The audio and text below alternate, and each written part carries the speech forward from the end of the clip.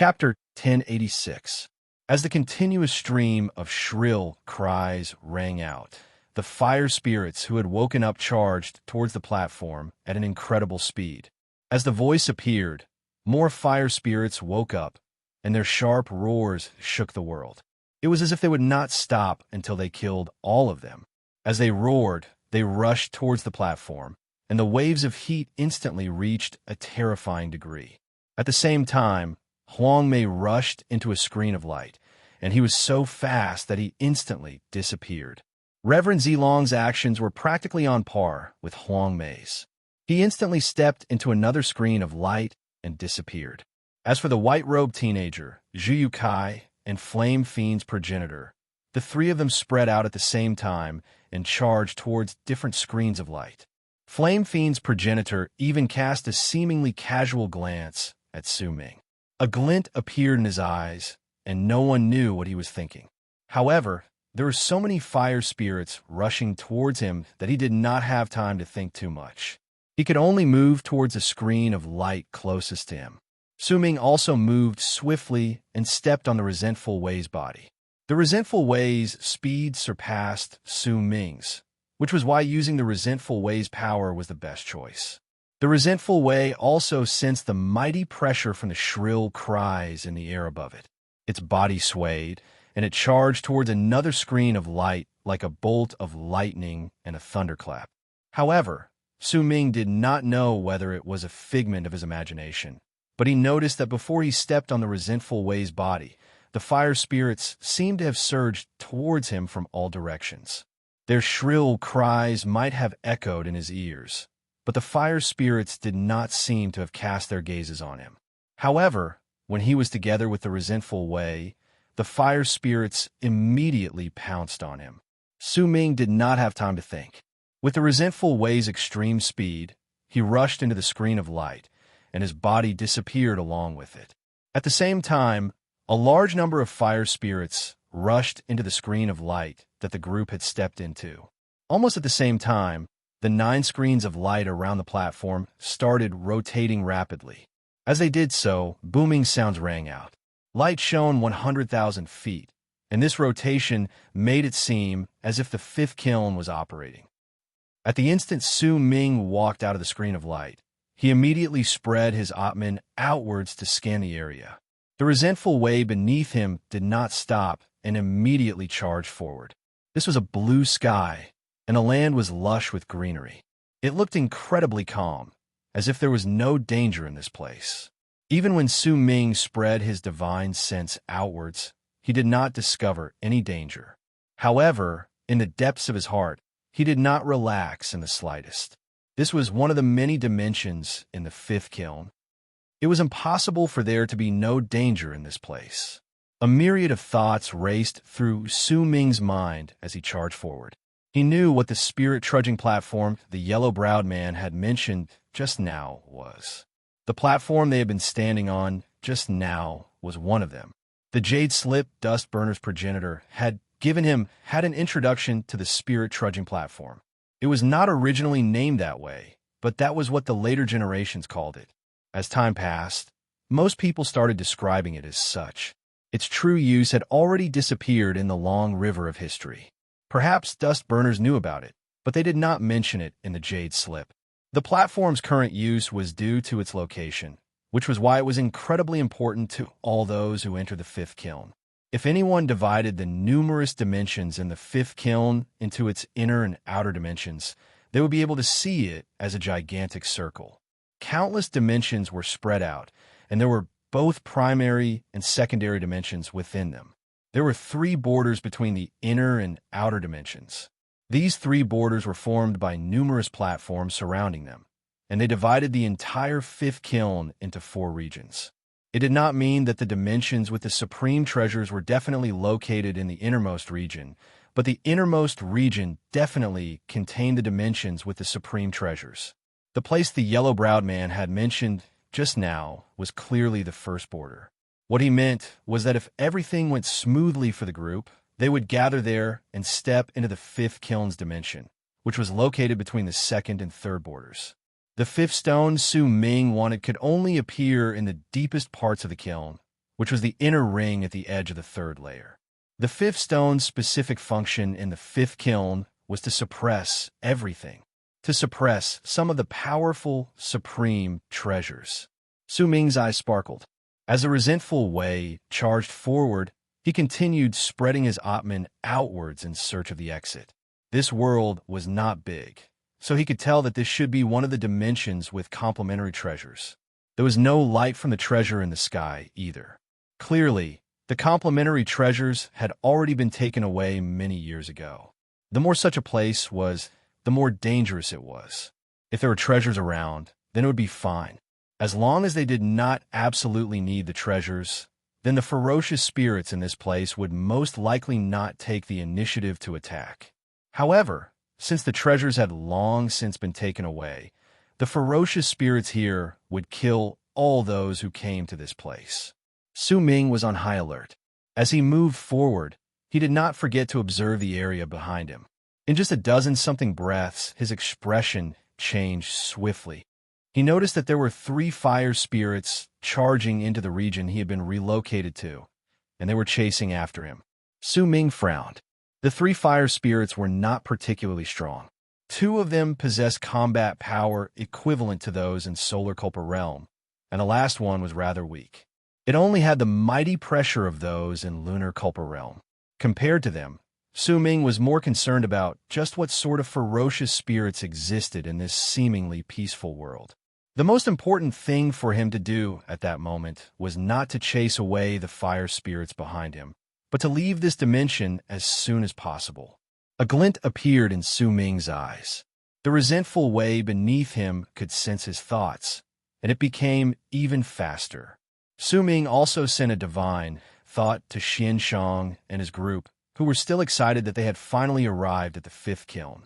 Soon, Xian Shang, Yin Yu, and Su Hui's divine senses gathered on Su Ming's body. Under his control, they spread outwards swiftly, and the entire land was enveloped in his divine sense. There! Su Ming's eyes focused. He immediately noticed that there were faint distortions in the dimension in the distance. Those distortions were like ripples stirring up on calm water. Clearly, there was a relocation power there. It's just as Dust Burner's progenitor's Jade Slip said. As long as there's an entrance in a dimension, there will definitely be an exit. This is a law of conservation. The resentful Wei beneath Su Ming became even faster. It turned into a long arc that could barely be seen clearly and disappeared in an instant. When it reappeared, it was already beside the distorted region. Just as he was about to step into it, Su Ming's pupils suddenly shrank. Something's wrong. Isn't this dimension a little too simple? Without any hesitation, Su Ming came to an abrupt halt. When he lifted his right hand, he immediately sent over a wisp of Yin Yu's divine sense, which belonged to Xian Shang and his group. This was his ability as the main soul, and Yin Yu could not refuse it. The divine sense instantly disappeared into the distorted region, but soon, Su Ming's expression changed. He heard Yin Yu scream of pain in his heart. His divine sense had been devoured. Su Ming immediately retreated, but right at the instant he did so, the distorted region started rippling and turned into a ghastly mouth. A ghastly black light shone from within, and it charged towards Su Ming to devour him in one gulp. At the same time, a dozen-something distortions suddenly appeared in the originally empty space around Su Ming. A dozen-something mouths that looked exactly the same appeared, and with gusts of foul wind and low roars, they charged towards Su Ming. The blue sky also turned murky at that instant. A huge crack that could make a person's heart calm appeared swiftly. If anyone took a closer look, they would immediately be able to tell that this was not a crack, but an incredibly huge, ghastly, gaping mouth. With the resentful Wei's speed, it instantly left into the distance and avoided the dozen-something mouths trying to devour it, but it could not avoid the ghastly mouth that seemed to have formed the entire sky. It charged towards it from above. When Su Ming looked over, it looked as if the entire sky was swiftly sinking and about to devour the ground. Su Ming's expression was dark. At that moment, he could see the appearance of the ferocious spirits in the land clearly. They were ferocious beasts that were semi-transparent and looked like tadpoles. Their bodies were not big, but their heads were several hundreds of times the size of their bodies.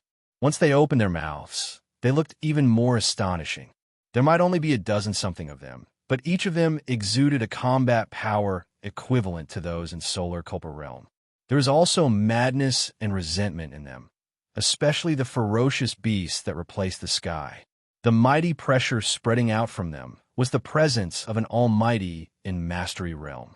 Before Su Ming were the dozen-something ferocious spirits, and above him was the gaping mouth that filled the sky. Behind him were the 3 fire spirits, and they were rushing towards him. The 3 fire spirits did not have intelligence, and there was a thick wave of killing intent in their eyes. It was as if only the ground was safe. Su Ming cast a glance at the ground, and a cold sneer appeared at the corners of his lips. The safer a place seemed, the more dangerous it was. This was something that could be seen from the scene just now. His body came to a swift halt in midair. He closed his eyes, and when he reopened them, Ikang's presence erupted from his body. Once it filled the body of the supreme treasure, a brilliant light shone in Su Ming's eyes. He did not retreat, but instead moved forward. He took a step towards the dozen-something ferocious spirits in front of him. He lifted his right hand and swiftly struck the area in front of him. At the instant his palm landed, the sun, moon, and stars shone in Su Ming's eyes. His palm swiftly turned into a gigantic shadow in front of him. As it swiftly spread out, it turned into a palm that was several thousands of feet big. With loud bangs, it crashed into the ferocious spirits. Booming sounds surged into the sky, and from the distance, it looked as if the ferocious spirits were sent tumbling backwards by the palm, opening up a path for Su Ming. Su Ming moved and charged forward. At the same time, he left the resentful way and charged towards the surging mouth in the sky. At the same time, the resentful way lifted its head and stared at the mouth in the sky before letting out a shocking roar. As it roared, endless black flames erupted from the resentful way's hooves. There was an endless amount of resentment contained within the flames. It enveloped the entire area and turned into a gigantic black fireball that swept up the resentful way and charged towards the gaping mouth in the sky. Su Ming and the resentful way charged forward from 2 different directions. In just the span of a few breaths, they crashed into the gaping mouth one after another. Booming sounds accompanied by roars reverberated in the air. The entire sky tumbled backwards. The gigantic ferocious spirit was clearly not Su Ming and the resentful way's opponent when they worked together. As it continuously retreated, the true sky was revealed. It was a broken sky with countless cracks. Su Ming's eyes sparkled. Without a hint of hesitation, he let out a long roar and charged towards one of the cracks. The resentful way was even faster. As it charged forward, it fused with Su Ming. In the blink of an eye, it rushed into a crack and disappeared without a trace. To be continued. If you like this work, please come and vote for me. Your support is my greatest motivation. Chapter 1087. The clouds and smoke before his eyes swam about swiftly, as if 1,000 years had passed within them. It only lasted for an instant, but the length of that instant seemed to be continuously pulled apart, causing him to feel as if he did not know what to do. It was just a blink of an eye, but the movement of his eyelids seemed to be filled with fatigue, along with the powerlessness of someone struggling against time. This was the first feeling Su Ming had when he walked out of the first crack in the sky. The body of the supreme treasure did not seem to have changed, but the minds of Su Ming, Xian Shang, Yun Yu, and Su Hui were in a state of chaos. Su Hui was in a slightly better state, but Xian Shang and the other 3 could clearly feel a great fatigue. I lost about 100 years of my life. It's the same for me. I lost nearly 150 years. The voices of Xian Shang and the other 3 echoed in Su Ming's mind. Su Ming's fatigue became even greater. Since he was the main soul, the life force he lost was equivalent to 300 years. If he added all of them together, it would be a total of 1,000 years. Every single time they moved through dimensions, they would lose 1,000 years of their life force. This was not mentioned in Dustburner's progenitor's jade slip. Su Ming fell silent, and so did Xin Shang and the other three. Fortunately, we've split up our life force for 1,000 years. This is also our strength. We can move even further, so why should we remain silent? Su Hui's voice traveled into the group's minds faintly.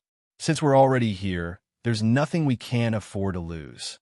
We can't split up now, or else each of us will have to bear the burden of losing 1,000 years of our life force.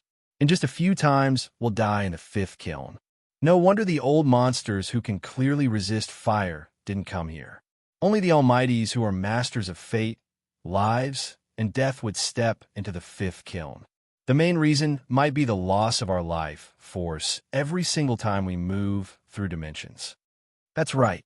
Even if we're in the later stage of World Plane Realm, fellow Taoist Su is in Lunar Culpa Realm, and Senior, even if you're in Solar Culpa Realm, there's still a limit to our lives.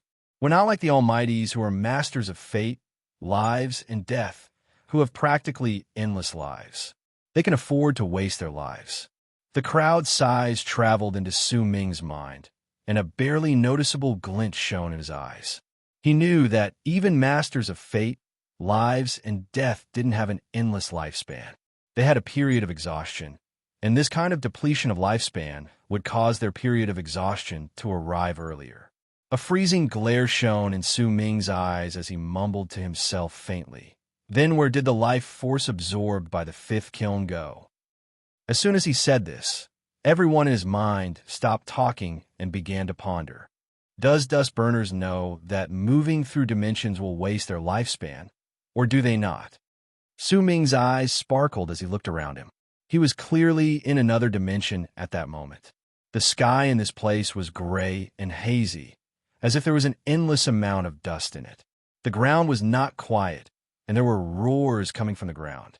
That voice was like a shrill wail, causing all those who heard it to feel shaken to the core.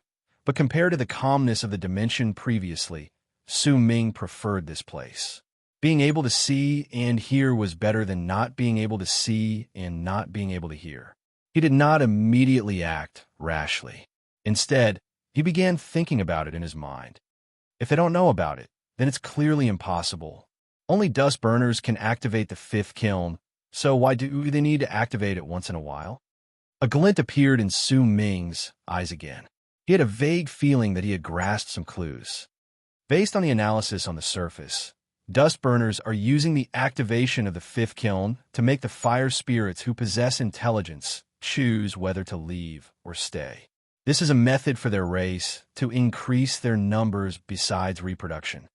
Dust Burner's progenitor might not have said it directly, but the words he said indirectly pointed to this point, causing others to think about it. This is the first reason they will think of. But there might be other reasons behind this. The sharp look in Su Ming's eyes grew stronger. Is there a possibility that the fifth kiln is in truth a trap? Su Ming's pupils shrank, and this thought rose in his mind. Every single time it's activated, dust burners intentionally open it to use the supreme treasure and supplementary treasures to attract powerful warriors. When those powerful warriors move through dimensions, their life force and life force will be continuously sucked away, but with the temptation of the supreme treasure and the supplementary treasures, even if their life force is drained away, they will still persist in moving forward. Then, if I'm right about this, then why did dust burners do this? Where did the life force they lost go to? Su Ming's breathing quickened slightly. There are two other questions. Why did dust burners set this trap? Because of their own needs, or did someone ask them to do it? Su Ming could sense that the mysterious veil surrounding the fifth kiln was being lifted layer by layer, and the truth was about to be revealed. If it's because their own race needs it, then it's much simpler. They just want to become a master of the fifth kiln and make their race stronger. But if it's not because of their own needs, but because someone else ordered them to do it, then there's a great secret behind this. If someone ordered them to do it, then besides Su Xian He, who else could it be? A brilliant light shone in Su Ming's eyes. A thought that even he found unbelievable rose in his head once again. Could it be that Su Xian isn't dead? Su Ming's expression was incredibly complicated. Once this thought appeared in his head, he could not get rid of it. It continued lingering in his head until it was deeply rooted in his mind. If he isn't dead, then where is he? Could it be that he's in the fifth kiln? Su Ming fell silent. After a long while, a dazed look appeared in his eyes, and he sighed softly. There was melancholy in that sigh, along with a hint of emotion that he himself could not tell what it was. Su Ming sucked in a deep breath and forced down that complicated feeling. He looked around him, and when he sat down on the resentful way, it moved forward without a single sound and turned into a long arc that charged into the distance. Su Ming spread his Atman outwards in search of the exit. When he scanned the area with his Atman, he immediately saw a mountain on the ground in front of him. At the center of that mountain was a mountain cave. The space in the cave was distorted, as if there were some cracks in it. Waves of presence that did not belong to this place spread out from those cracks, making it very easy for anyone to tell that this was the exit to leave the dimension. However, with his experience in the previous dimension, Su Ming did not immediately move forward. Instead, he observed his surroundings carefully, and he saw that there were living beings that were half the height of an average person in this dimension. Their appearances were indistinct, and there was some fog around their bodies. They floated on the ground in a daze, as if they were searching for something. They did not notice Su Ming's Atman in the slightest, and continued drifting about unconsciously. Once Su Ming observed them for a moment, he narrowed his eyes. The resentful way beneath him rushed forward, instantly disappearing from the spot. When it reappeared, it was beside the mountain. Based on what he had done previously, Su Ming sent out one of Xian Shang and the other three's divine sense. Once that divine sense fused into the mountain cave, it did not disappear. In fact, through his senses, Su Ming saw that the mountain cave was distorting. It was the exit to this place, and it contained the power of time to absorb life force. A resolute look shone in Su Ming's eyes. The resentful way beneath him rushed forward once again. This time, it charged towards the mountain cave, but the instant Su Ming rushed into it, an indistinct voice echoed in the world in an indistinct manner. Su! When that voice appeared, Su Ming's heart immediately trembled. The voice might have been echoing in the world outside, but it had also reached the depths of Su Ming's heart. At the same time, all the indistinct figures drifting about in the dimension came to a halt simultaneously. They lifted their heads to look at the sky and let out roars that surged into the sky. Su! Their roars connected together and turned into waves of sound that tumbled in the air. Only this one word was sent out. Immediately after, a powerful calling rose in Su Ming's heart. He could clearly sense a will that was both unfamiliar and familiar at the same time. It seemed to have noticed him through countless dimensions and was calling out to him.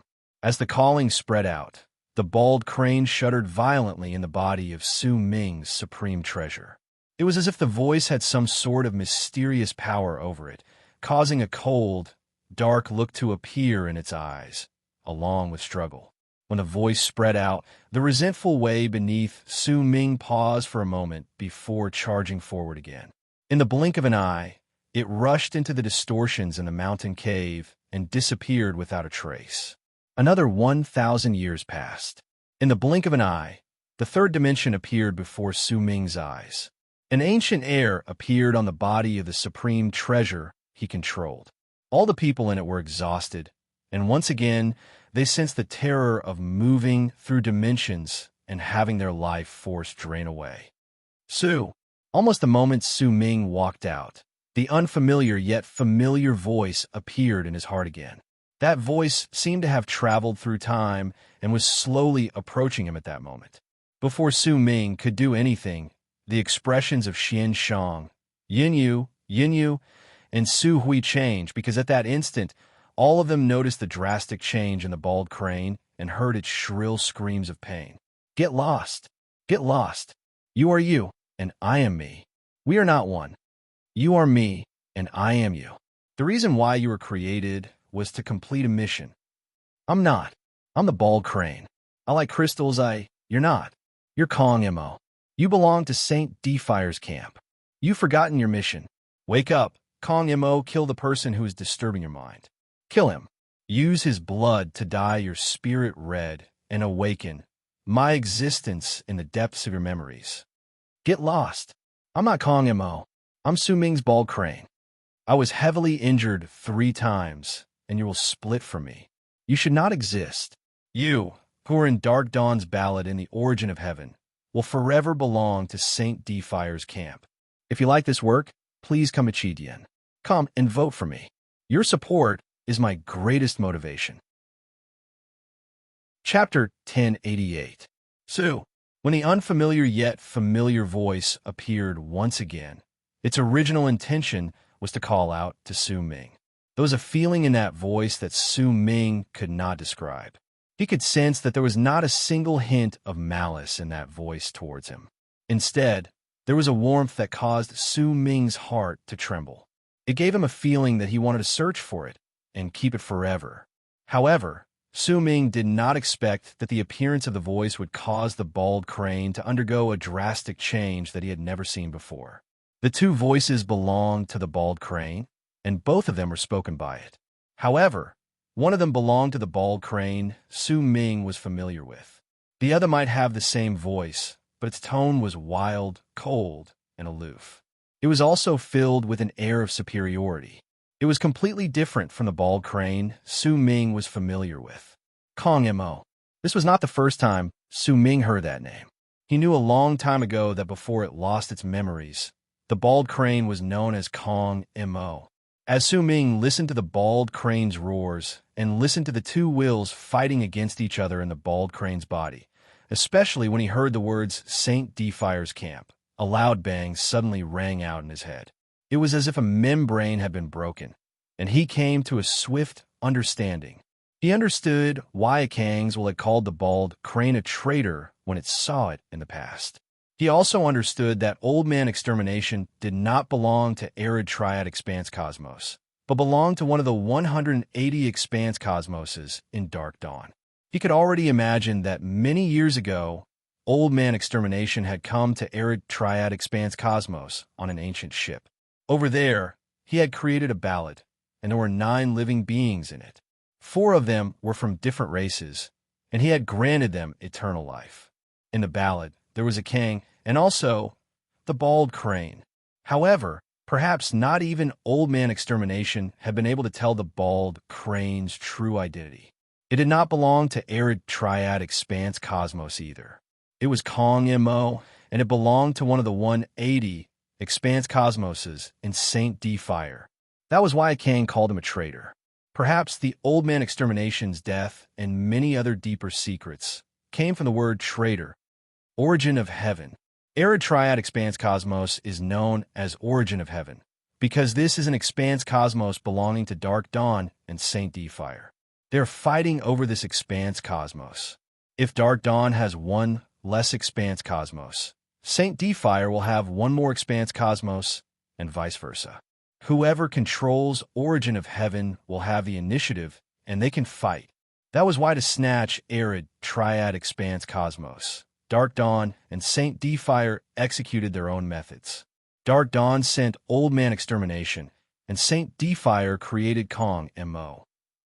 From this, it could be seen that neither Dark Dawn nor Saint Defire could take the initiative to attack Arid Triad Expanse Cosmos. There had to be some sort of restriction in this. There's also the disappearance of Ancient Way, one of the 3 ancient kingdoms. There must be some kind of connection. Su Ming's heart roared. All of these things had only been scattered clues in his mind previously. But now, as the bald crane's transformation and the 2 wills in its body fought against each other, Su Ming came to an understanding. Kong Mo became a traitor in a Kang's eyes in the past. Over the course of countless years, Kong Mo was gravely injured 3 times and even lost his physical body. Even his memories were scattered, but he didn't die. It's just as Kong Mo said, the bald crane should not have appeared. It's just that Kong Mo's will fell asleep, and the bald crane's was born. The bald crane did not have a mission. It was obsessed with crystals. It was dirty and shameless, but it was my companion, and I obtained the fragment of the seed of life, extermination, and activated its legacy. Based on this, I am Old Man Extermination's replacement. I became Dark Dawn's envoy in arid triad expanse cosmos. Then was Xiao Hong, who gave me the fragment of the seed of life, extermination, truly a fire ape. Or Su Ming's breathing quickened. The impact of entering the fifth kiln, this time, was simply too great. There's also the Berserker's supreme treasure, the Barren Cauldron. I once suspected that the fragment of the seed of life extermination was a fragment of the Barren Cauldron, but by the looks of it now, things have become even more confusing. Just what sort of secrets are contained in all of this? Just what sort of existence is Death Region? What sort of connection is there between the Barren Cauldron and the seed of life extermination, and what sort of connection does it have with true Morning Dao World? After all, the Barren Cauldron once belonged to true Morning Dao World. These thoughts flashed in Su Ming's mind. He understood many things, but as he understood them, more thoughts appeared in his mind. As they were jumbled up, it was as if there was a huge net before him that was woven densely to hide the truth. Su, when the voice appeared again, the struggle on the bald crane's face became even more intense. Killing intent as well as madness appeared in its eyes. A glint appeared in Su Ming's eyes. The resentful way beneath him rushed out. In fact, Su Ming could not even divert his attention to observe his surroundings. He knew that Kong Mo in the bald crane's body was showing signs of waking up because of the voice. The voice stirred up Kong Mo's killing intent in the bald crane's body. Due to the stimulation from the killing intent, Kong Mo's will showed signs of waking up. It wanted to destroy the bald crane and become Kong Mo once again. It was very difficult for outsiders to help in this matter. The key was whether the bald crane could fight against it or not. However, at that moment, the best method was to stay away from the voice. If the voice no longer appeared, Kong Mo would fall asleep again. Su Ming could not make the voice no longer appear, but after moving through dimensions once, the voice had clearly become weaker. It was a telling sign that if it continued moving through dimensions, the voice would become weaker until it disappeared. Perhaps it would appear again, but it would still be able to buy some time for the bald crane. The resentful way was so quick that it instantly left into the distance. With its instincts and Su Ming's Atman, it immediately found the exit and moved out. It moved through dimensions again and again, charging forward. During that period of time, they went through quite a number of worlds filled with ferocious spirits, but with Su Ming, who was no longer in the mood to fight. Working together with the resentful way, they went through several dangers and moved through about 20 dimensions before the voice completely disappeared. Only then did the bald crane slowly calm down. Fatigue appeared on its face, and it slowly fell asleep. Su Ming let out a sigh of relief in his heart. There were no treasures in the previous 20-something dimensions. They had all been taken away by someone many years ago. When the bald crane fell unconscious and Su Ming left the dimension, he went through the passage of time and appeared in another dimension, and his pupils suddenly shrank. This was a world where green light shone in the sky. It was a world that was clearly different from the blue sky. The ground was filled with plants, and Su Ming could vaguely see a tree that was about thousands of feet tall in the distance. Above the treetop floated a stalk of green grass. It was a grass with 3 leaves, and it was this stalk of grass that was emitting a green light that dyed the entire world green. A supplementary treasure. A glint appeared in Su Ming's eyes. The dimension was not big, and based on its size, he could tell that it was not a place with supreme treasures. It was still a normal dimension, but what was different was that the treasures had not been taken away. In fact, Xian Shang and the others immediately noticed the difference in this place. Solemn expressions immediately appeared on their faces. When they looked towards the green grass floating on the tree in the distance, greed rose in their hearts. Even if it was just a supplementary treasure, the treasures that could exist in the 5th kiln would definitely have extraordinary aspects. Judging by the appearance of the grass, It was definitely extraordinary since it could change the sky's color. Su Ming looked around him cautiously. He did not act recklessly. There would definitely be quite a number of ferocious spirits guarding the treasure in a dimension with a treasure, but when Su Ming scanned the area with his Atman, he did not notice any sign of a ferocious spirit. He frowned and sent a divine thought to the resentful way. Immediately, the black horse approached him slowly. When Su Ming was about 1,000 feet away from the tree, his heart suddenly trembled. Xian Shang and the other three were also shocked. Even Su Hui's heart immediately became fierce. Su Ming saw 4 people sitting cross-legged under the tree. They were 4 cultivators, 4 unfamiliar cultivators Su Ming had never seen before. They were not dead. They were sitting cross-legged, and their chests were still rising and falling. In fact, they did not even close their eyes. Instead, they stared at the tree without moving.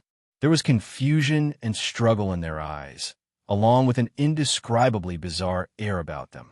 No one knew how many years they had been sitting there. Their robes were in tatters, and their faces were pale. Based on the mighty pressure spreading out from their bodies, Su Ming could tell that 3 of them were in Solar Culpa realm, and one of them was a master of fate, lives, and death. It was this scene that made Su Ming stop. Progenitor Long Hai. There was disbelief in Su Hui's voice. The Almighty, who is a master of fate, lives, and death, is true morning Tao world's progenitor Long Hai, who is stationed in the barren lands of divine essence. Once he entered the 5th kiln 10,000 years ago, he never came out. In fact, his soul spot shattered, and he was confirmed to be dead. But based on his current appearance, he's still alive. Su Hui immediately sent her divine thought into Su Ming and the others' hearts. Su Ming's eyes sparkled. Once he looked around him again, he became certain that there were no other ferocious spirits in this place, besides the tree that was 1,000 feet tall. Clearly, if there were truly no other ferocious spirits, then based on the saying that wherever there was a treasure, there would definitely be a guardian, and this tree was the only ferocious spirit in this place. It was also this tree that had trapped the 3 old monsters in Solar Culpa realm and progenitor Long Hai in this place. A tree. A cold sneer suddenly appeared at the corners of Su Ming's lips. I, a Kang, am also a tree, and I am also the ancestor of all trees. At the instant a brilliant light shone in Su Ming's eyes, he suddenly turned his head around and cast a glance at the space behind him. It was the spot where he had stepped into the dimension, and at that moment, a powerful distortion had appeared there. Someone finally stepped into the same dimension as me. Su Ming narrowed his eyes. With a single move, he landed on the ground. The body of the supreme treasure manifested right after him and fused into the area. When he hit himself, the space in the distance distorted, and a skinny old man walked out. Flame Fiend's progenitor. To be continued. If you like this work, please come Chidian. Come to vote for me. Your support is my greatest motivation. Chapter 1089. The old man was thin and shriveled. His head was slightly big, and a few strands of hair hung down. His eyes were bloodshot, and a fierce glare shone in them. Once he appeared, he immediately lay down on the ground and did not move. After a moment, he got up and looked around him cautiously. He stared at the 3-leaf grass on the 1,000 feet tall tree, and a brilliant light shone in his eyes. He moved, and in an instant he appeared on the ground. He lifted his right hand and seized the ground. His fingers immediately sank into the ground, and when he closed his eyes, Su Ming immediately sensed faint tremors coming from the ground. A glint appeared in Su Ming's eyes. At that moment, his body as a supreme treasure had already fused with the environment around him, so he was confident that he would not be easily discovered. After all, this treasure was created by a sublime paragon, and it was not something that a normal master of fate, lives, and death could see. After a moment, when the tremors from the ground weakened and disappeared, Flame Fiend's progenitor lifted his right hand from the ground. He licked his lips, and with one move, he instantly appeared beside the 1,000 feet tall tree. His gaze moved from the three-leaf grass on the tree crown to the four people meditating under the trunk. Su Ming could see Flame Fiend's progenitor's expression completely from where he stood. He noticed that once Flame Fiend's progenitor swept his gaze past the four people, his gaze landed on progenitor Longhai's body. He even licked his lips, and a hint of greed appeared in his eyes. What a body that has been nourished by the tree spirit for 10,000 years. To me, the value of this thing is even more important than the flower on the tree. Flame Fiend's progenitor mumbled to himself. Their souls and cultivation bases are still around. The more Flame Fiend's progenitor looked at them, the brighter his eyes became. With one move, he instantly closed in on the tree, but at the instant he did so, the 1,000 feet tall tree suddenly swayed. Immediately, the world roared. The entire sky turned from light green to dark green. It was especially so for the ground. Countless grasses instantly appeared. At the instant they appeared, they spread out swiftly, as if they had turned into strands of hair that charged towards Flame Fiend's progenitor, as if they wanted to wrap around him. Flame Fiend's progenitor grinned. Almost at the instant the grass came to surround him, he stretched his arms outwards, and a purple sea of fire immediately erupted from his thin body. That sea of fire instantly spread out, and once it crashed into the incoming grass, violent, booming sounds spread out swiftly. It also stirred up a wave of impact that swept through the area. Su Ming did not move in the distance. He stared at Flame Fiend's progenitor's actions and saw that at the same time, the purple flames on his body crashed into the green grass. He appeared behind one of the four cultivators in Solar Culpa realm. Flame Fiend's progenitor pressed down on the cultivator's shoulder. In the blink of an eye, Flame Fiend's progenitor bit down on the cultivator's neck and sucked in a sharp breath. Immediately, the cultivator's body trembled violently. It was clear that he was in intense pain, but his expression was still apathetic, and there was still a dazed look in his eyes. His body started withering rapidly, and after a moment, he was reduced to only skin and bones.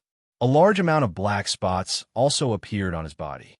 These black spots spread out swiftly, and by the looks of it, they were not rotting.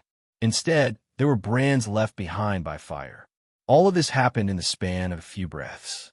When Flame Fiend's progenitor lifted his head from the neck of the cultivator in Solar Culpa realm, there was still blood at the corners of his mouth, and excitement as well as pleasure appeared on his face. As for the cultivator in Solar Culpa realm, his entire body was covered in black spots.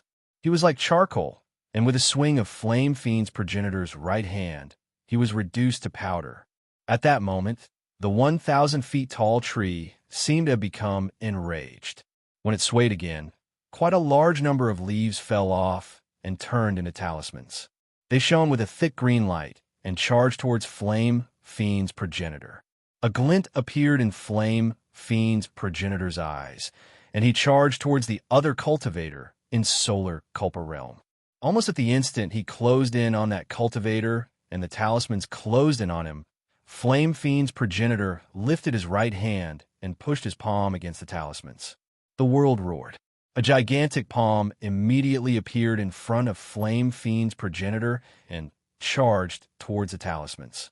At the instant they crashed into each other and booming sounds reverberated in the air, Flame Fiend's progenitor had already closed in on the cultivator in Solar Culpa realm. This time, he did not bite down on the cultivator's neck. Instead, at the instant he closed in, he seized his chest with his left hand. When Su Ming saw this, his pupil shrank. With his own eyes, he saw Flame Fiend's progenitor's chest being torn open like a gaping mouth filled with flames. With this, he pounced on the cultivator in Solar Culpa realm. From the distance, it looked as if he was going to devour the cultivator with the gaping mouth on his chest. With one bite, he swallowed the cultivator's head into his stomach. With another bite, the cultivator's body disappeared from the spot, completely devoured by Flame Fiend's progenitor. It was difficult to imagine that the thin Flame Fiend's progenitor could devour a cultivator who was much larger than him, but that was the truth. As Su Ming's eyes sparkled, he watched Flame Fiend's progenitor fighting against the tree. After a moment of hesitation, he gave up on attacking. If this tree only has this much ability, it would be impossible for it to trap an almighty like progenitor Long High here. By the looks of it, could it be that the tree hasn't used its full strength, then its goal for doing this? Su Ming's eyes focused, and he cast Flame Fiend's progenitor a glance. Clearly, it was impossible for Flame Fiend's progenitor to not know what he was thinking. That's why it chose the 3 cultivators in Solar Culpa Realm. The 1,000 feet tall tree swayed viciously. A large number of leaves floated down and turned into talismans that charged towards Flame Fiend's progenitor. He laughed loudly, and with one move, he ignored the incoming talismans and pounced on the last cultivator in Solar Culpa Realm. The talismans were so quick that they touched Flame Fiend's progenitor's body the moment he pounced on the cultivator. Booming sounds reverberated in the air again, and the last cultivator in Solar Culpa Realm died in the Flame Fiend's progenitor's mouth. As for Flame Fiend's progenitor, he swayed and took a few steps back, but a cold glare appeared in his eyes. At that moment, a pair of eyes suddenly appeared on the tree's trunk. Those eyes were yellow, and they shone with a merciless glare as they stared at the Flame Fiends coldly. "Have you eaten enough?" A buzzing sound came from the tree and reverberated between the heavens and earth, forming a thunderous rumble that swept in all directions. "I have to thank you for intentionally letting me devour those 3 cultivators, but now I only need one more." Flame Fiend's progenitor licked his lips and laughed in a ghastly manner. The outline of his body was filled with a ghastly air. When Su Ming heard this, he remained still not too far away. In fact, his gaze remained as calm as ever. All of this was just as he had guessed. The tree was the only ferocious spirit in the area. Everything just now might have seemed intense, but in truth, it was just a facade. It had intentionally let Flame Fiend's progenitor devour the 3 cultivators. With it, the blood essence of Flame Fiend's progenitor would become even more abundant, and he would become a puppet like Long High. "I lack an alien race member like you under my tree. You should stay." As the 1,000 feet tall tree spoke, progenitor Long High, who was sitting there, immediately opened his eyes. A fierce look appeared in his eyes, and he slowly stood up. His body floated into the air. It could be clearly seen that there were branches that had crawled out of the ground under Long High's feet and fused with his flesh and blood, making progenitor Long High look like a puppet whose strings were being pulled. Almost at the same time he spoke, a glint appeared in Long High's eyes. He lifted his right hand, and the shadow of a green dragon surrounded his palm. As it roared at the sky, Long High swung his arm and charged towards Flame Fiend's progenitor. At the same time, Long High charged towards the Flame Fiend's progenitor. Immediately after, the 1,000 feet tall tree swayed. Cracking sounds rang out, and 1,000 leaves danced in the air. Once they turned into a talisman that was 10,000 feet tall, another 1,000 leaves floated down. When they fell down, they burned on their own.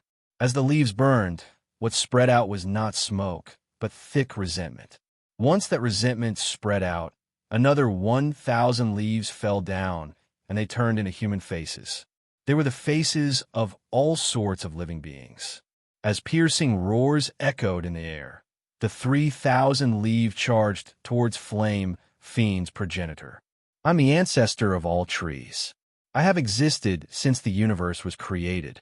The 3,000 leaves are the 3,000 great Daos in the universe.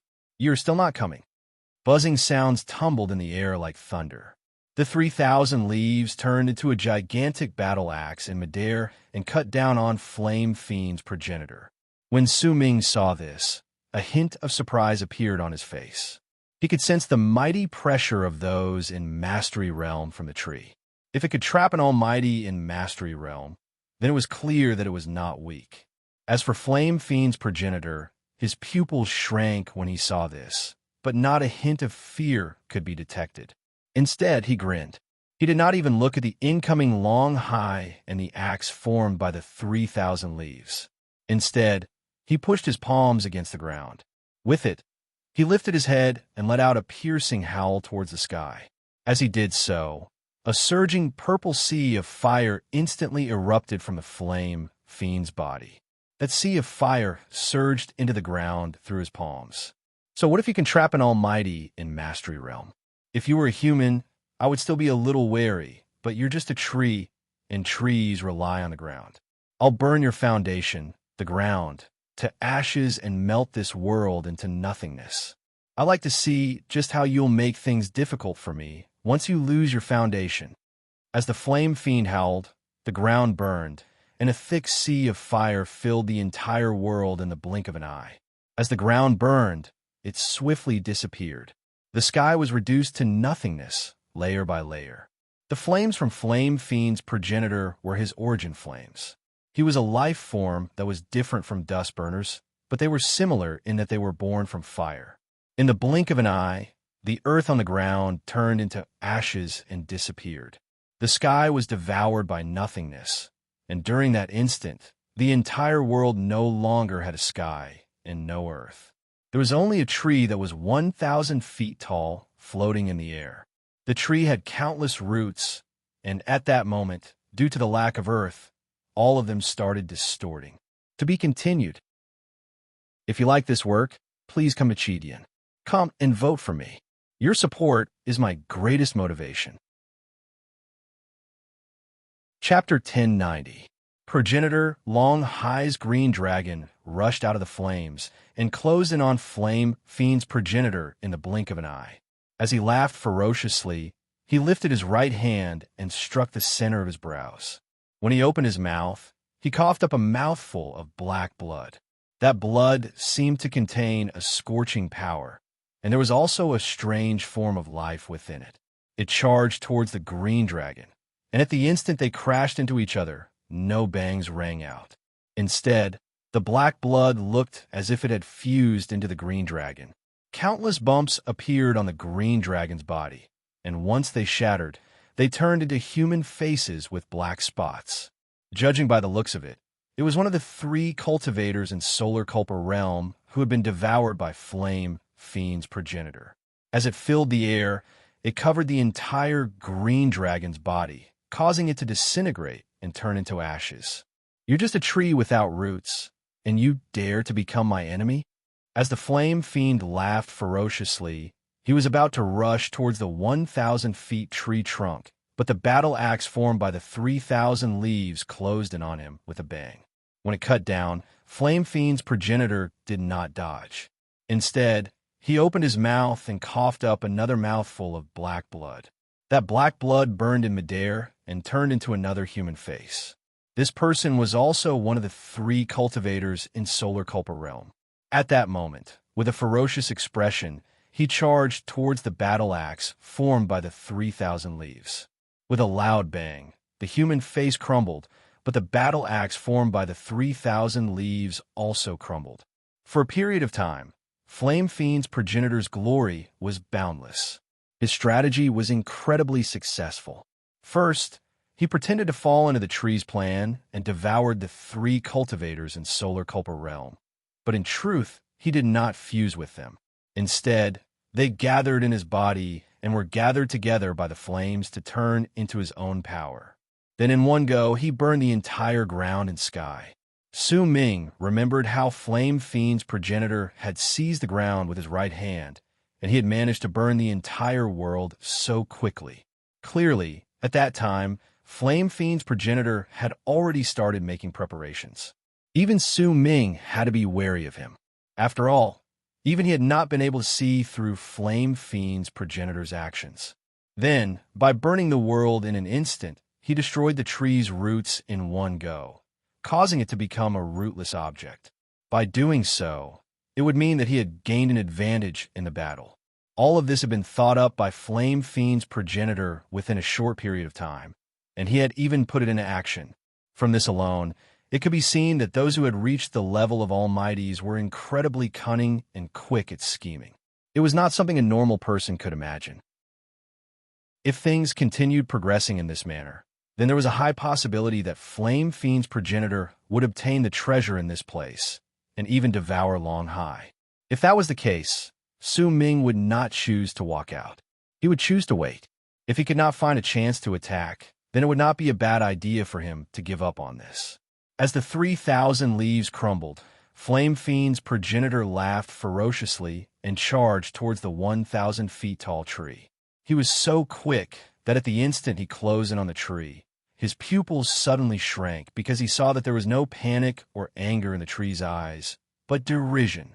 It was a derision of someone who stood above others, a derision that made it seem as if Flame Fiend's progenitor had overestimated his own abilities. It was a grievous news that caused the expression of Flame Fiend's progenitor to change, and his heart let out a thump against his chest. You're not the first person to do this. Years ago, there was a cultivator named Long Hai who tried to use the same method to kill me. He almost succeeded, but after him, no one else has ever succeeded. A buzzing sound echoed out from within the tree. All lives are fated, and this fate is too wonderful for words. It cannot be touched lightly, and only those who are masters of fate. With an ancient tone, those words came from the tree. At the instant they echoed in the air, a strange power seemed to have appeared in the entire world. That power and those words immediately caused Flame Fiend's progenitor's eyes to go wide. Disbelief appeared on his face, along with a wave of terror that he could not hide. Fate Realm. You're in Fate Realm. Could it be that this isn't a dimension with a supplementary treasure, but a dimension with a supreme treasure? Flame Fiend's progenitor's expression changed drastically. Based on his understanding, the strongest ferocious spirits in the dimensions with supplementary treasures were only masters of Fate Realm. Only the ferocious spirits in the dimensions with supreme treasures would be powerful warriors in Fate Realm. Yet everything before him was something he could not have imagined beforehand. It was just a difference in cultivation base, but it had turned all his previous actions into a joke. Su Ming's heart also trembled, but a glint appeared in his eyes. He understood Heaven Traverser's progenitor the most among the Almighties in Fate Realm. This person had relied on a treasure to allow him to reach half a step into Fate Realm. When a barely noticeable glint shone in Su Ming's eyes, he cast a glance at the floating 3-leaf clover on the tree, and a strong hint of desire appeared on his face. If the tree itself has not reached Fate Realm, then it must be the effect of this treasure. As for just what level of cultivation this tree has, it'll depend on whether I can cut it with the 3 evils. If I can cut it, then it means that this treasure is the key. Su Ming narrowed his eyes, and his gaze fell on Flame Fiend's progenitor, who was swiftly retreating. He was waiting for the best chance to attack. Flame Fiend's progenitor retreated swiftly. He knew that his level of cultivation was nothing compared to that of an almighty in Fate Realm. At that moment, while his heart trembled, he noticed that there was a strange power in the world. That power surrounded him and interfered with his perception of the world around him. In his mind, this power could only come from one direction: fate. The earth is fated, and so is the heavens. When the ancient voice spread out, the ground that had been burned and disappeared reappeared, burying the tree's roots. Green returned to the empty sky, and everything returned to normal at that instant. Your fate shall end. At the instant the face on the 1,000 feet tall tree said those words coldly, Flame Fiend's progenitor let out a shrill scream of pain. A large amount of fire suddenly erupted from his body. When the purple flames tumbled about in all directions, the voice from the tree echoed in the air once more. Fire is your fate, and this fate shall be devoured. Once those words were spoken, the sea of fire immediately stopped spreading in all directions. Instead, it swiftly tumbled backwards to burn Flame Fiend's progenitor's body. Great terror appeared on Flame Fiend's progenitor's face. As he fled, he formed a seal with his hands and struck his body repeatedly. Every single time he struck his body, he would cough up a mouthful of black blood, and his speed became even faster. You shall be my second child. This is your fate. When the voice from the tree echoed in the air faintly, Flame Fiend's progenitor let out a shrill scream of pain. His entire body trembled, and a power that he could not fight against surged towards him from all directions in an invisible manner. It pressed down on his body, causing him to be unable to move forward. Instead, he was dragged backwards against his will. He continued getting closer to the 1,000 feet tall tree. A blood-red branch crawled out of the tree's trunk and headed towards the old flame fiend's progenitor, as if it wanted to crawl into his body and turn him into a puppet like Longhai. Longhai stood by the side with an apathetic expression. He had only released one green dragon and did not do anything else. Clearly, the trees will believe that he needed to personally attack to deal with the flame fiends. Su Ming was still waiting. He did not believe that flame fiend's progenitor only had these tricks up his sleeves. If that was truly the case, then even if Su Ming did not attack, he would definitely die.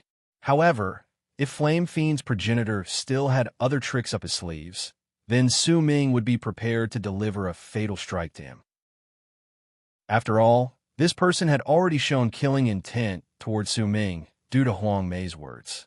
Su Ming could sense that killing intent, and he would naturally not be merciful. At that time, he would also have a certain degree of confidence in his ability to escape. This confidence came from the fact that once the 1,000 feet tall tree executed its power as a master of fate, the first thing it did was not to kill the flame fiends, but to turn its fate into the ground to bury its roots. This might seem like a small matter, but in truth, if the tree could control its own fate, then it would naturally not need its roots, just like a king. Due to its existence as a life form, it could move in the galaxy and did not need nourishment from the ground. Just when Flame Fiend's progenitor was forced back by the invisible power around him, and his body continued getting closer to the 1,000 feet tall tree, the red branch from the tree was already less than 100 feet away from him. A resolute look appeared on Flame Fiend's progenitor's face. He gritted his teeth, lifted his right hand, and struck the center of his brows again. This time, he did not cough up black blood. Instead, his body let out a bang, and he swiftly swelled up. This was not self-destruction. Instead, once his body swelled up, countless runic symbols appeared on his skin. These runic symbols were like tadpoles, and once they appeared, they swam about as if they were alive. A powerful presence immediately erupted from Flame Fiend's progenitor's body. At the same time, the countless flame fiends in the planet where Huowu resided beyond the fifth kiln trembled and coughed up blood. Their bodies withered, and quite a number of them fell to the ground and turned into burning pools of blood. In an instant, most of the flame fiends died. This was Flame Fiend's progenitor using his race's divine ability. He was absorbing the lives of his people in exchange for an instant of his strongest power. Boom, boom, boom. Violent sounds shook the entire area. Even if they were several dimensions away, they could still hear it. Black blood gushed out of Flame Fiend's progenitor's body. That blood continued spreading outwards and turned into a layer of black blood fog. That fog contained a powerful corrosive power, and even space itself was melted. All forms of power, including the existence of fate, froze in the blood fog and were forcefully cut off. The 300-meter-tall tree let out an enraged roar, and a look of defiance appeared on his face. However, he could not move his body. As the blood mist roiled about, it blocked his power of fate, and even his connection with puppet Longhai was severed. He could only watch as the flame fiends fled. Once Flame Fiend's progenitor swelled up several hundreds of times in size, he broke free of the restraints of the power of fate around him. With a shrill scream and a heinous grudge, he charged forward. His level of cultivation fell swiftly. This was the result of executing the divine ability just now. But if he could escape from this place, he only needed to search for a place to isolate himself for a few days, and he would be able to recover. Yet at the instant he fled, killing intent appeared in the eyes of Su Ming, who had been hiding all this while. Now, if you like this work, please come to Qidian. Come and vote for me. Your support is my greatest motivation. Chapter 1091. Killing intent shown in Su Ming's eyes. With one swift move, he revealed himself from his hiding spot. His appearance did not cause the 1,000 feet tall tree to be surprised. Clearly, the tree had already noticed Su Ming. After all, when Su Ming had just entered this dimension, he had not hidden himself. However, Flame Fiend's progenitor had not expected that Su Ming would still be hiding in this place. This was the saying, when it rains, it pours. Flame Fiend's progenitor might have fled, but his cultivation base was swiftly falling. At the instant he sensed the killing intent behind him, he saw Su Ming charging towards him. In the blink of an eye, Su Ming had already caught up. This was not his speed, but the extreme speed of the resentful way. At the instant he closed in, Su Ming lifted his right hand, and all the power of a Kang in his body gathered on him. Xian Shang and the other three could not control their cultivation bases. Their cultivation bases were extracted by Su Ming and gathered on his palm. Then, he pushed it towards Flame Fiend's progenitor through the air. The world roared. Su Ming's palm turned into a whirlwind that charged towards Flame Fiend's progenitor with loud booming sounds. Madness appeared in the eyes of Flame Fiend's progenitor. He let out a shrill scream, and when he saw that he was about to be submerged by the whirlwind, a look as if he was ready to risk everything appeared on his face. He pushed his hands against his chest and tore outwards. With it, he tore his body into two. Half of his body fled, and the other turned around to charge towards Su Ming, choosing to self-destruct. Flame Fiend's progenitor was an almighty in Mastery Realm, but he had been forced to self-destruct. If news of this spread out, Su Ming's name would definitely spread far and wide. In truth, he was not the only one who had done this. The main reason was that the 1,000 feet tall tree had already heavily injured the Flame Fiends. Su Ming also had the body of the Supreme Treasure and the Resentful Way, which was why he was able to do this. However, if he could only destroy half of Flame Fiend's progenitor's body, then he would still be a threat to Su Ming in the future. There was no way he would be happy about this. Since he had attacked, he would do his best to kill him. When half of Flame Fiend's progenitor's body self-destructed, booming sounds surged into the sky. At the instant the destructive ripples spread out, a glint appeared in the eyes of the Resentful Way beneath Su Ming. Its two dragon heads roared and rushed into the ripples created by the self-destruction. His resentment turned into a sea of fire. It was black, and it swept out in all directions. In an instant, it enveloped the impact from Flame Fiend's progenitor's self-destruction, causing the destructive power to be unable to spread out for an instant. At the same time, Su Ming let out a long roar. All his cultivation base erupted from his body, and he even lured his Akang clone to come towards him, causing his combat prowess to instantly reach its peak. With one step, he disappeared from the spot. Since half of Flame Fiend's progenitor's body had been enveloped by the Resentful Way for an instant, it could not spread outwards. During that instant, when Su Ming's foot landed, he had already moved past the area of the explosion and appeared even further away. At that moment, he only had half of his body left, but he had already found the exit and was about to step into it. "Stay here." Killing intent shone in Su Ming's eyes. As he spoke, he lifted his right hand and seized the air in the direction of Flame Fiend's progenitor, who was about to leave through the exit. With it, Flame Fiend's progenitor shuddered. When he turned his head around, great resentment and wariness appeared in his eyes when he looked at Su Ming. He knew that if he did not make a choice soon, he would definitely not be able to leave this place. Compared to his life, everything else was nothing. Without any hesitation, Flame Fiend's progenitor, who only had half of his body left, threw his head back and roared. A spot of crimson immediately appeared at the center of his brows. That crimson red instantly tumbled backwards and shot through the head of Flame Fiend's progenitor before flying out from the back of his head. It was a red jade. The jade only appeared for an instant before it turned into a semi-transparent shadow. It had the appearance of Flame Fiend's progenitor, and it was clearly his nascent divinity. A nascent divinity that had left his body. At the same time, the other half of his body exploded with a bang. This was Flame Fiend's progenitor not caring about the damage to his nascent divinity. He wanted to use the power of the explosion to block Su Ming. And at the same time, he wanted to use his nascent divinity to use the impact of the explosion to sweep himself towards the exit. This choice and this decisiveness caused Su Ming's pupils to shrink. As booming sounds surged into the sky, Su Ming seized the air with his right hand and crashed against the explosion of the other half of his body. In the mid of the loud bangs, Su Ming staggered a few steps backwards. When he lifted his head, he saw Flame Fiend's progenitor's nascent divinity disappearing into the distortions at the exit of the dimension. What awaited him was the passage of 1,000 years in the dimension.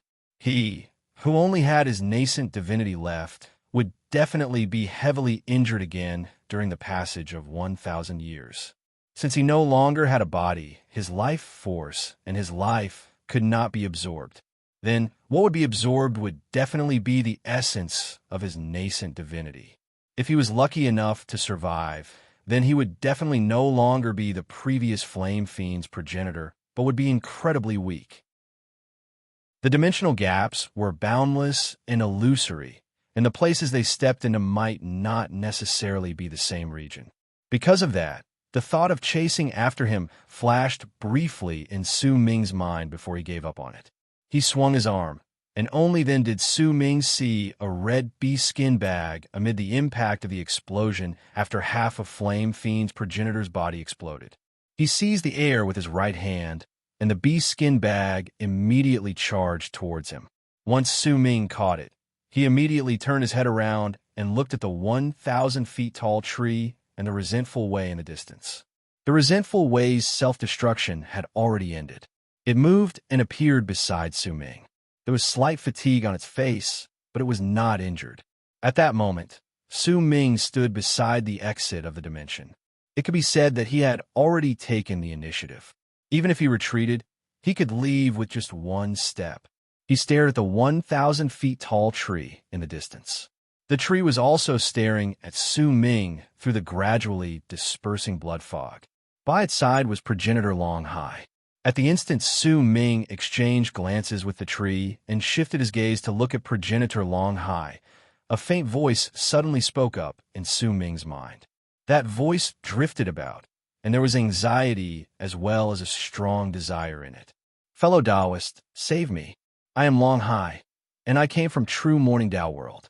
My soul was seized by this tree, and I lost myself. Right now, with the blood fog from Flame Fiend's progenitor, the connection between me and the tree has been temporarily cut off, and only then can I regain my senses. Save me. I, Long Hai, as a master of fate, lives, and death, swear that regardless of whether you save me or not, if I can regain my freedom in this life, I will serve you as my master. If I go against this oath, then let my nascent divinity scatter into the universe, and let every generation of the Dragon Clan die. As Long Hai's voice traveled into Su Ming's ears, a strange connection suddenly formed in the depths of his heart. That connection was indistinct, and it drifted about just like the words. The oath of a master of fate. Su Hui immediately cried out anxiously. Long Hai's voice was also heard by Su Hui, Xin Shang, Yun Yu, and Yun Yu. It was especially so for Su Hui, who had clearly become anxious. This oath cannot be made lightly. Not only did he make an oath, he also affected the fate of the universe. This oath has already been branded in the universe, and it has become a promise. This progenitor Long Hai has such resolute courage. As Su Hui spoke, Su Ming narrowed his eyes until they turned into slits. A brilliant light shone in them. It was just as Su Hui had said. Progenitor Long Hai was indeed an incredibly bold person. It was clear that he rarely had moments of clarity, which was why to seize the chance, he did not wait for Su Ming to agree to it before giving him everything he had and swore such an oath. He used the shortest amount of time and the shortest amount of words to express his most sincere sincerity. He was clearly worried that Su Ming would not believe in his words, which would cause him to miss this chance. That was why he did everything he could. Because of it, he could instantly obtain Su Ming's trust, turning the matter of saving Long Hai into a temptation. This temptation was that he would gain a master of fate, lives, and death as a guard. It also made the matter of saving Long Hai, which was important to Long Hai, to become equally important to Su Ming. The change in his thoughts, the appearance of these words, and the swearing of this oath showed that progenitor Long Hai was indeed an almighty in Mastery Realm. If it had been anyone else, they might have wasted their time trying to gain each other's trust. Besides, if this matter had nothing to do with Su Ming, there was a high possibility that he would turn around and leave. Even if he attacked, he would act as if he was helping someone else and would immediately give up if there was any danger. But it was completely different now. Su Ming fell into a moment of pensive silence before a cold sneer appeared at the corners of his lips. He swiftly moved towards the 1,000 feet tall tree. Before he even got close, Long Hai's will disappeared. The 1,000 feet tall tree moved, and a dark light shone in the eyes on the trunk as they stared at Su Ming. Since you didn't choose to leave, then stay. Buzzing sounds echoed in the air. As the 1,000 feet tall tree swayed viciously, a large number of leaves floated up. They were the 3,000 leaves that had gathered together to form a long sword. With a howl, it bypassed the dispersing blood fog and charged toward Su Ming. The 3,000 leaves represent the 3,000 great Daos. The 3,000 great Daos contain 3,000 fates. This fate is indescribably wondrous. This fate is the rise and fall of my tree ancestors' fate. The buzzing sound from the 1,000 feet tall tree echoed in the area. Immediately, the long sword formed by the 3,000 leaves appeared in front of Su Ming as if it had sliced through space. A piercing cold glare appeared in Su Ming's eyes. You're just a person with fake fate. How dare you call yourself the rise and fall of fate? Su Ming let out a cold harumph.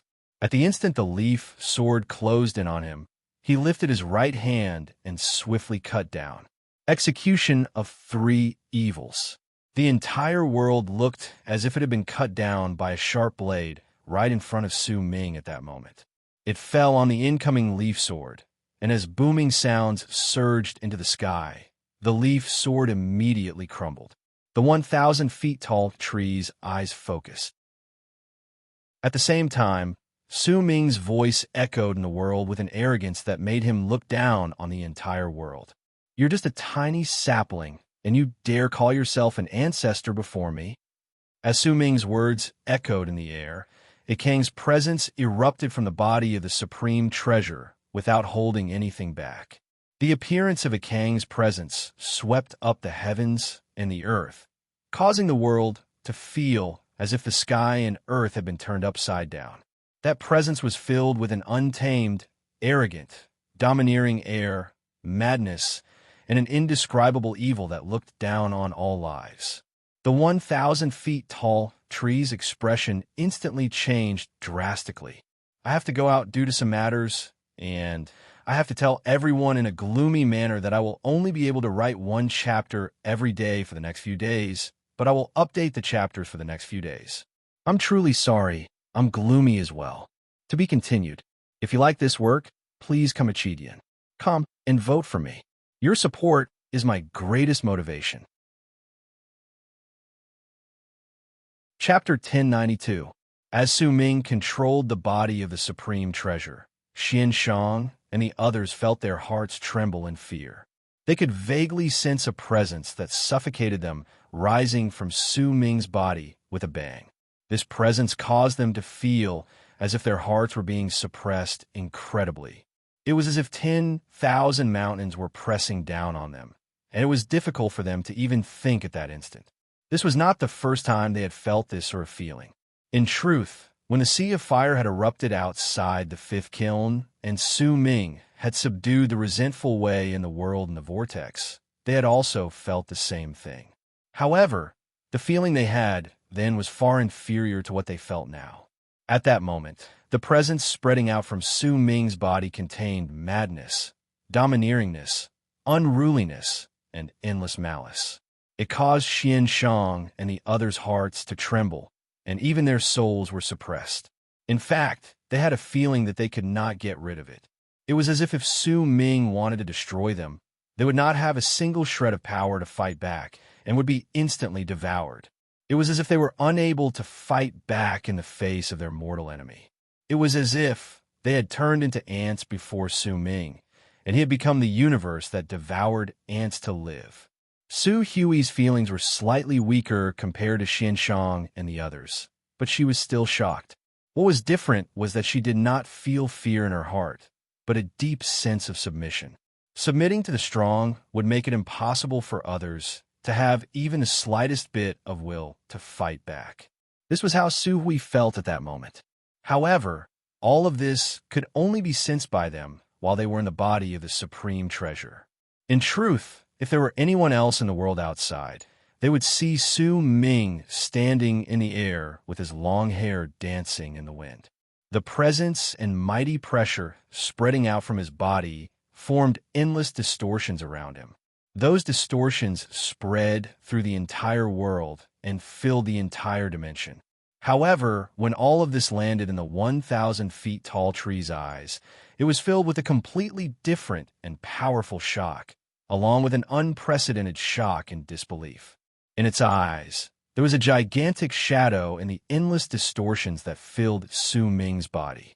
That shadow was also in the shape of a tree, and it was filled with arrogance, and madness, as if it was the only supreme being in the world. As for the evil that filled the entire space, what the 300-meter-tall tree saw was an endless number of branches. It was also shocked that the entire world had been completely replaced by the huge tree. All of this caused the 300-meter-tall tree to tremble violently. Waves of shock battered his mind, causing him to feel as if he were on the verge of a mental breakdown. In his memories, he had always believed that he was the ancestor of all the trees in the universe. He firmly believed this, but deep in his heart, he knew that if there was a tree in the universe that could completely surpass him, an existence that he desired to become the most, then it would definitely be, according to the legends, the true tree ancestor was the only existence that could be called a sapling.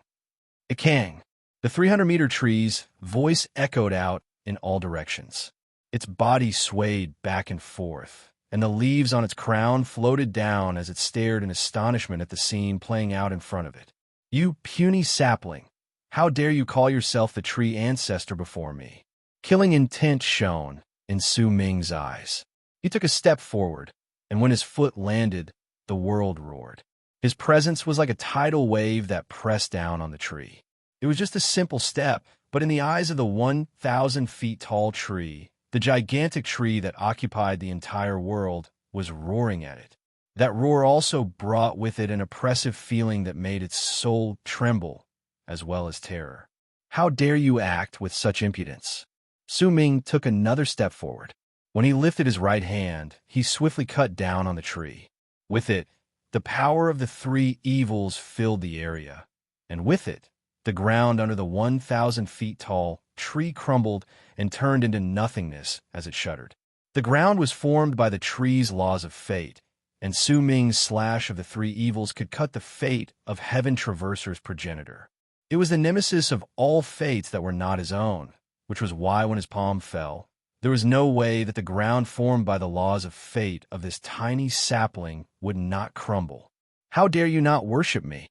Su Ming took his third step forward. When the third slash of the three evils fell, the area around the 1,000 feet tall tree instantly turned into nothingness. This was because Su Ming had cut off all the laws of fate of the tree, separating it from the space around it so that it could no longer circulate its power in Fate Realm. With a bang, the 1,000 feet tall tree shuddered. Almost all its leaves fell off, and as it shuddered, it looked as if it was about to explode. This was because its fate had been cut off, because it was being forcefully suppressed by Su Ming. This was not a suppression of cultivation base, but a suppression of the soul and presence. This was a suppression that came from the state of being belonging to the tree.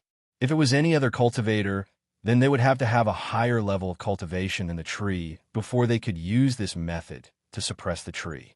However, if they did not have a higher level of cultivation than the tree, then even if they were at the same level of cultivation, it would still be impossible for them to suppress the tree and make it tremble.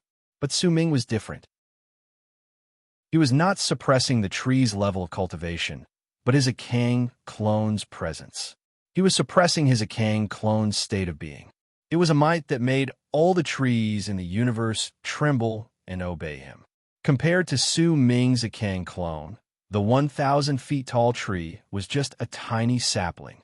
As it trembled and Su Ming took 3 steps forward, the 1,000 feet tall tree gave up on all resistance. It had to give up. The laws of fate around it had already been cut off, and a suppression on its soul caused it to be unable to struggle.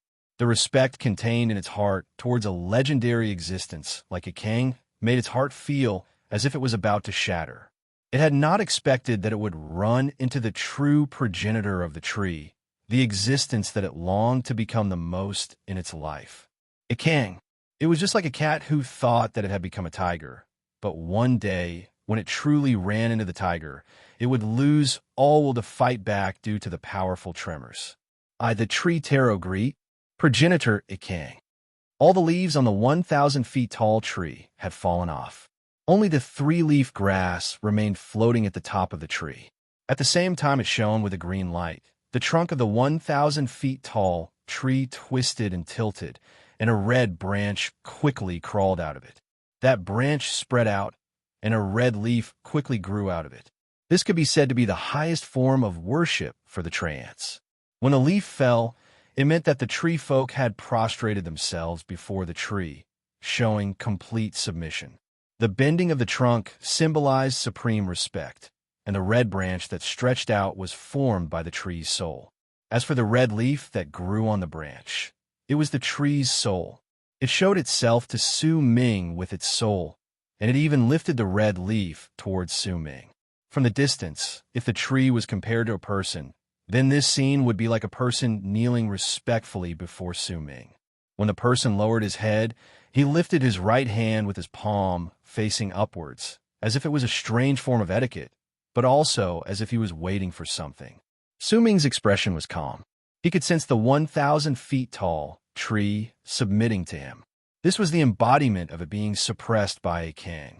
When he got closer, the will of Su Ming's Akang clone and the ancient memories that existed in Akang's soul allowed him to immediately understand why the 1,000 feet tall tree was waiting for him with such etiquette. He lifted his right hand and placed it on the red leaf, then touched it gently. At the instant they touched, Su Ming sensed the 1,000 feet tall tree soul, and the tree soul also sensed the pure Akang presence from Su Ming. It also sensed a ripple of power hidden under that presence that caused its expression to change drastically. It was this ripple that caused the 1,000 feet tall tree to shudder again. It lifted its trunk swiftly, and when it looked at Su Ming, there was a great wave of fear in its eyes, along with a shock that surpassed what it had felt previously. You. As the 1,000 feet tall tree shuddered, its body swiftly distorted and started changing continuously in front of Su Ming. In the blink of an eye, it turned into a man who knelt down and worshipped Su Ming's feet. He lifted his hands and handed the 3-leaf grass to Su Ming respectfully. I, Tranquil Luo, have protected this treasure for ages, and I have waited for your arrival. I will obey the will of the previous master of the 5th kiln. Whatever you will, it will be the arrogance of our lives. A glint appeared in Su Ming's eyes. He stared coldly at the man who was the 1,000 feet tall sapling. What did you notice? He asked faintly. You are progenitor Akang, but you are also not progenitor Akang. You are the master of the 5th kiln. At the same time fear appeared on the man's face, there was also zealousness. His zealous gaze made it seem as if with just one sentence from Su Ming, he could make him go mad. His words also caused a brilliant light to shine in Su Ming's eyes.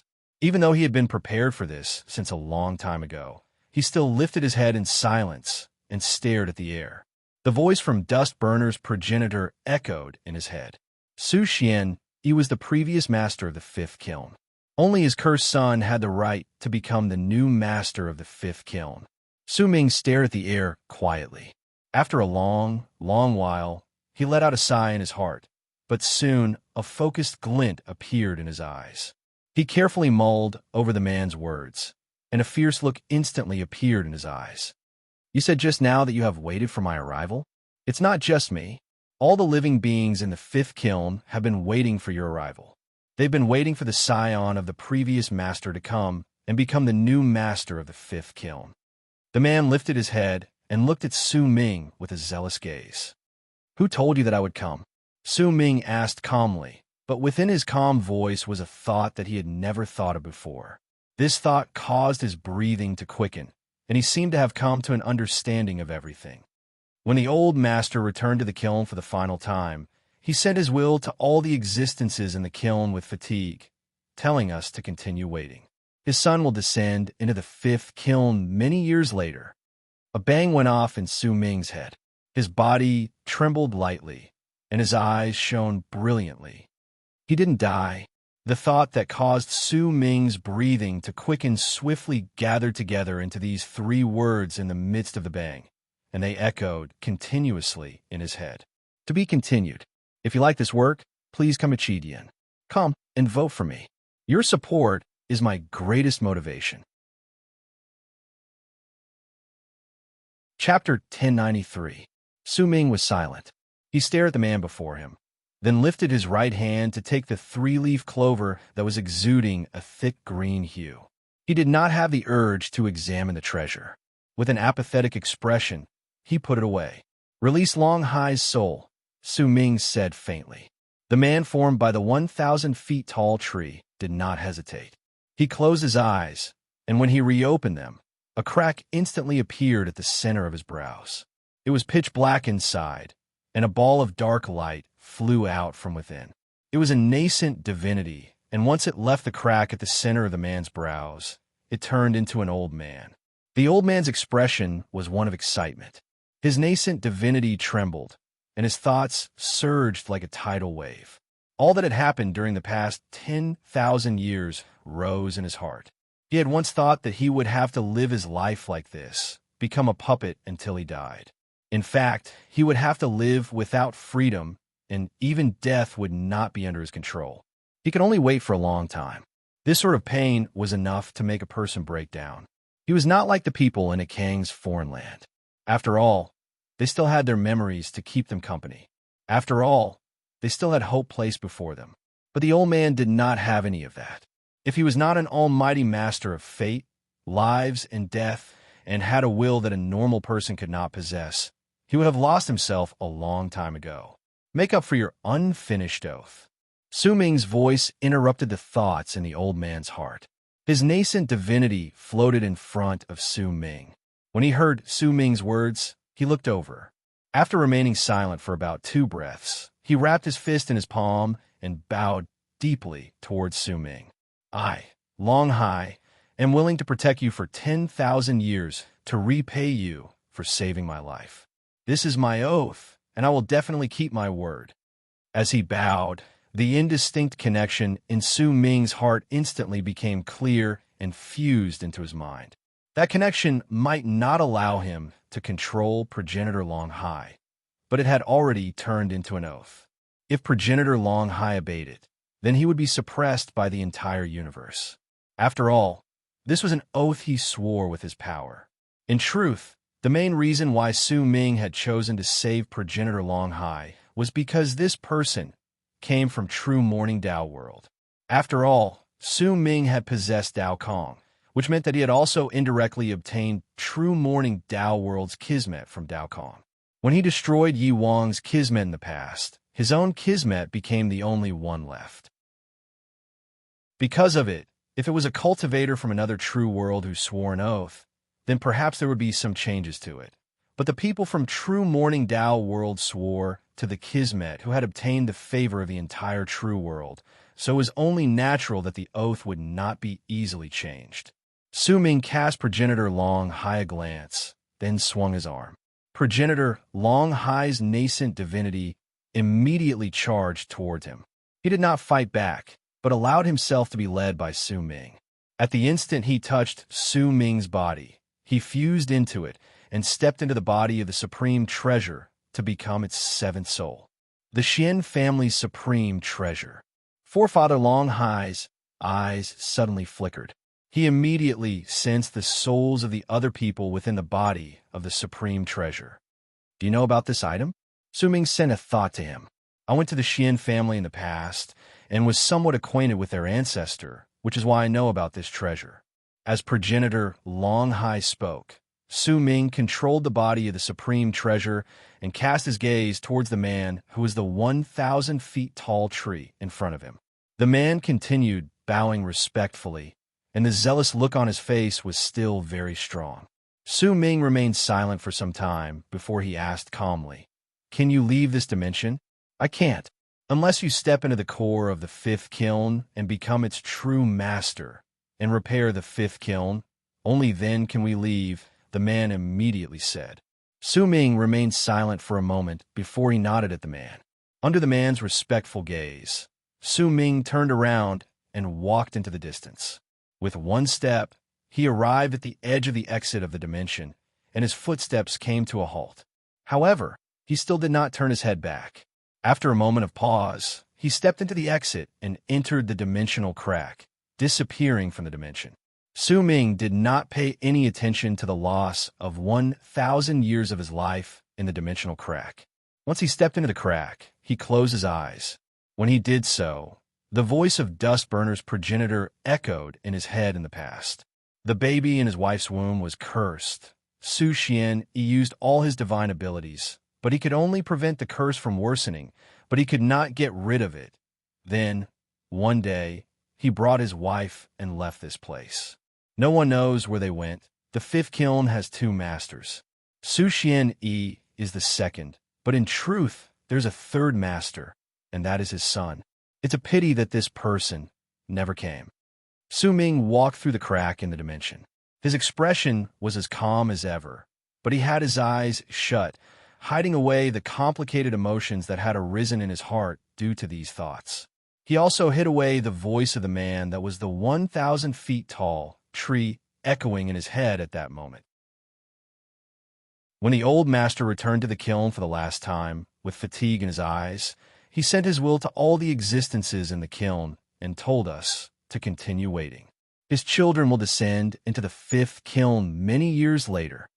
There was a complicated look on Su Ming's face. He opened his eyes and stared at the flow of time in the dimensional crack around him. He did not care about the disappearance of his life force. There was an epiphany in his eyes, but the complicated look in that epiphany was a sadness that no one could see through. He could vaguely see Su Xian bringing his wife with him when the fifth true world was destroyed by the four great true worlds working together and borrowing the power of the fifth kiln to leave the fifth dimension in a dejected manner. In Divine Essence Star Ocean, he watched the baby in his wife's body continuously being tortured by the curse. He watched his wife become thinner with each passing day, and grief seeped into his heart, but he could do nothing about it. He used all his methods and all his divine abilities, but he still could not get rid of the curse in his child's body. Many years later, he left with his wife. He should have found a way to get rid of the baby's curse. With excitement and hope in his heart, he walked out of Divine Essence Star Ocean. However, the twists and turns in the process caused a huge change when they passed by True Morning Tao World. Dao Chen's greed and the entire Morning Tao sex pursuit made him, who had been continuously paying the price of his cultivation base for his wife and child over the years, incredibly tired. Besides, he had to protect his wife and child, so he could not bring out his true power. During that battle, his wife died. Filled with grief, he, who had already gone mad, threw his head back and laughed forlornly. There were tears in his laughter, along with a madness that wanted to destroy the world and collapse the universe. Once he said that the true world's abyss builders, he disappeared. Perhaps at that time, he had also given up on the method he had originally thought of to get rid of the curse in the baby's body and chose another path. He should have succeeded in this path, Or else why would he return to the fifth kiln in exhaustion and say those words to the living beings in the fifth kiln? These words could clearly express that he had already been separated from his son, but he was certain that his son would definitely come to the fifth kiln one day and find traces of him there. The grief on Su Ming's face was complicated, but there was also confusion. He was unfamiliar with the term father. When he was young, he had seen his companions in the tribe who had fathers, but he did not. He had been sad and asked his elder about it, but he had not obtained an answer. He had always thought that he was a child who had been picked up. This might have been a child's thought when he was young, but it had followed him for thousands of years. Even now, when he thought back to it, he could still sense the envy and anguish in his heart at that time. He envied others for having a mother and a father, but he did not have one. He fought against Dao Chun in the past, and his wife died. He went mad, but why did he return to the fifth kiln? Did he just come back to say those words? Or did he choose to heal his wounds here? Su Ming stared at the dimensional cracks around him and watched his life force disappear. He fell silent. If he's healing his injuries, then does that mean that he's currently in the fifth kiln? A strange light shone in Su Ming's eyes. This thought caused him to be unable to control his thoughts. Or perhaps, Su Ming shuddered. He had another guess, and it was based on the life force absorbed by the dimensional cracks. When he returned in the past, he wasn't alone, but had a corpse in his arms. It was a woman's corpse, and it was his wife. When he returned to the fifth kiln, he placed his wife at the core and changed the structure of the fifth kiln. He had dust burners carry out a plan that lasted for countless years, causing the fifth kiln to be frequently activated and use the supreme treasure in this place to attract countless powerful warriors. He made them give up a large amount of their life force when they moved through dimensions while fighting for the supreme treasure, so that he could save his wife. Su Ming shuddered. This thought continued echoing in his head until it became everything in his mind. Which of these two guesses is true? Su Ming closed his eyes. After a long while, when Su Ming stepped out of the dimensional crack and entered another dimension, he opened his eyes.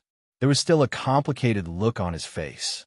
There was a dazed look in his eyes, but there was also a hint of nervousness in his heart. This nervousness was not due to excitement or fear. Instead, he remembered the time when he was in Western Ring Nebula's foreign lands. In the illusions in the depths of his memories, he had sensed a woman holding him in her arms when he was still a baby. That unfamiliar but warm feeling, along with her determination to protect her child even in the face of death, was branded into Su Ming's life, a mark that would never fade away. This unfamiliarity and warmth turned into a soft murmur that reached Su Ming's ears at that moment. Su Ming shuddered. He lifted his head, but he did not look at the world in this dimension. Instead, he looked at the sky. Is it you? He mumbled. Equals the internet connection in the hotel is very bad. I only managed to update it after I went out. I made everyone wait for a long time. If you like this work, please come Chidian. Come and vote for me. Your support is my greatest motivation. Chapter 1094. The borders of the three layers existed among the numerous dimensions in the fifth kiln. They were like boundaries that divided the fifth kiln into 4 regions. These boundaries were formed by a circle of floating platforms, and each of them was known as a spirit trudging platform. At that moment, there were 6 platforms shining with a faint light in the circle of spirit trudging platforms. They were connected to each other and could be seen from the distance.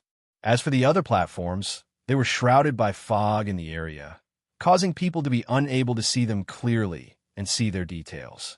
The 6 shining spirit trudging platforms meant that there were 6 people who had stepped into the fifth kiln. If there were more people, then more spirit trudging platforms would appear from the indistinct light.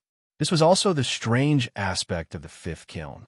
It seemed to possess life and could sense the number of people who had stepped into it. Then, with the help of the spirit trudging platforms at the borders of the third layer, the number would appear. If someone died, the spirit trudging platform would disappear. At that moment, There were already people sitting and meditating on 2 of the 6 spirit-trudging platforms. These 2 people were naturally Reverend Zilong and Huang Mei. Their levels of cultivation were the highest, which was why they could move through the layers of space the fastest and arrive at the border of the first layer. They had also been waiting there for a long time. The 2 of them did not choose to immediately move forward, but instead waited for the others to arrive. In their minds, while the dimensions beyond the first layer were chaotic, as long as their luck was not too bad, then with their levels of cultivation, they should not die. At most, the amount of time they had spent in this place would be different. Based on their estimations, another day should have passed before the others arrived one after another. However, just as the yellow-browed man and Reverend Zilong were meditating with their eyes closed and did not speak to each other, causing the area to be in a state of relative silence, light immediately started flashing rapidly on the 3rd platform out of the 6 platforms aside from the 2 of them. It instantly caused the space in the area to swiftly brighten up and fluctuate, causing Reverend Zilong to open his eyes slightly, and a hint of surprise appeared in them. On the other platform, the yellow-browed man also opened his eyes and looked at the flickering platform. Even though his expression remained the same, he was curious in his heart. Who was the 3rd person to arrive after him and Zilong? Moreover, the person who had arrived earlier than the others was. When the 2 of them looked over, the flickering light on the 3rd platform instantly reached its peak. As it flashed rapidly, even the platform seemed to have become chaotic, as if it was constantly switching between illusion and reality. After a moment, an indistinct figure appeared out of nowhere and slowly gained corporeal form. Based on the outline of the figure, Zilong and Huang Mei could tell that it was not Zhu Kai, and neither was it Flame Fiend's progenitor. This could only be the white-robed teenager that was the centipede, or Su Ming, who had the weakest level of cultivation among the group, but seemed to possess a mysterious aura.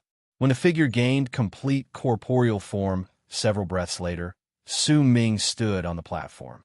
His expression was apathetic, and there was not a hint of emotion on his face. He looked around him in silence, then quietly sat down cross-legged. Su Ming's appearance immediately caused a glint to appear in Huang Mei's eyes. This was the 2nd time he paid attention to this person who did not speak much. The first time was during the previous bet, but compared to the 2nd time, the previous bet was a little insignificant. Huang Mei cast Su Ming a deep glance. He knew that if the previous bet could be attributed to luck, then the fact that this person was the 3rd to walk out was enough to tell of his strength. Those who were strong could obtain respect, no matter where they were. Huang Mei fell into a moment of pensive silence. When he swept his gaze past Su Ming, some thoughts rose in his head. When Zilong saw that the person who walked out was Su Ming, his gaze instantly focused, but he did not say anything. Instead, he closed his eyes again and began meditating. The area around them was very quiet. Su Ming and the other 2 sat down cross-legged. No one spoke. Su Ming lifted his head and stared at the air. As he watched the tumbling indistinctness in space, he thought of his 2 guesses. No matter which one it was, to him, this trip to the 5th kiln had undoubtedly become a brand that could not be wiped off from his life. Su Ming closed his eyes. He did not have an answer to this question, but he knew clearly that as he continued getting closer to the core of the 5th kiln, all of this would become clearer before him. It would continue until he could see everything clearly and see which of his 2 guesses was true.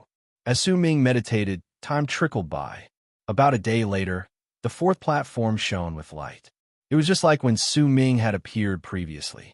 When the light from the 4th platform reached its strongest state, it shone, and an indistinct figure appeared on it. Before that figure could become clear, the 5th platform also shone, and an indistinct figure appeared.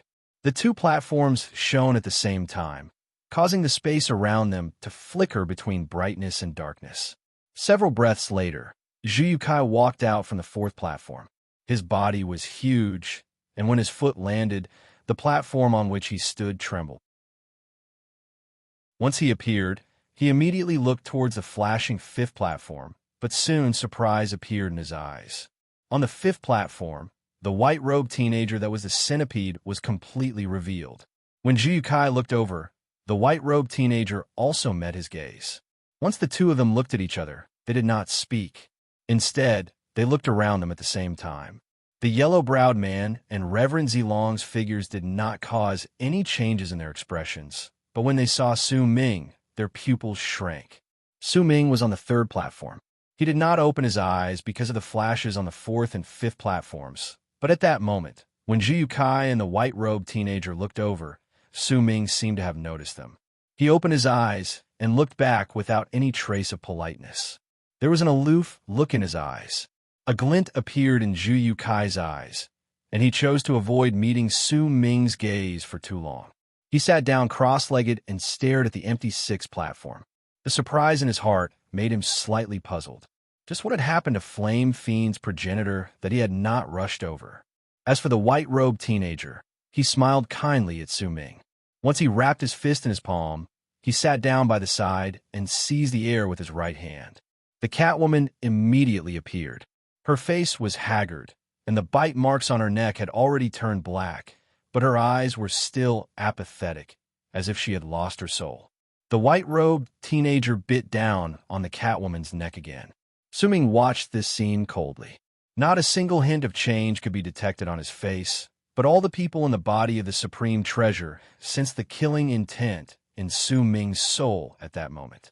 This killing intent caused the other souls to feel a chill run down their spines.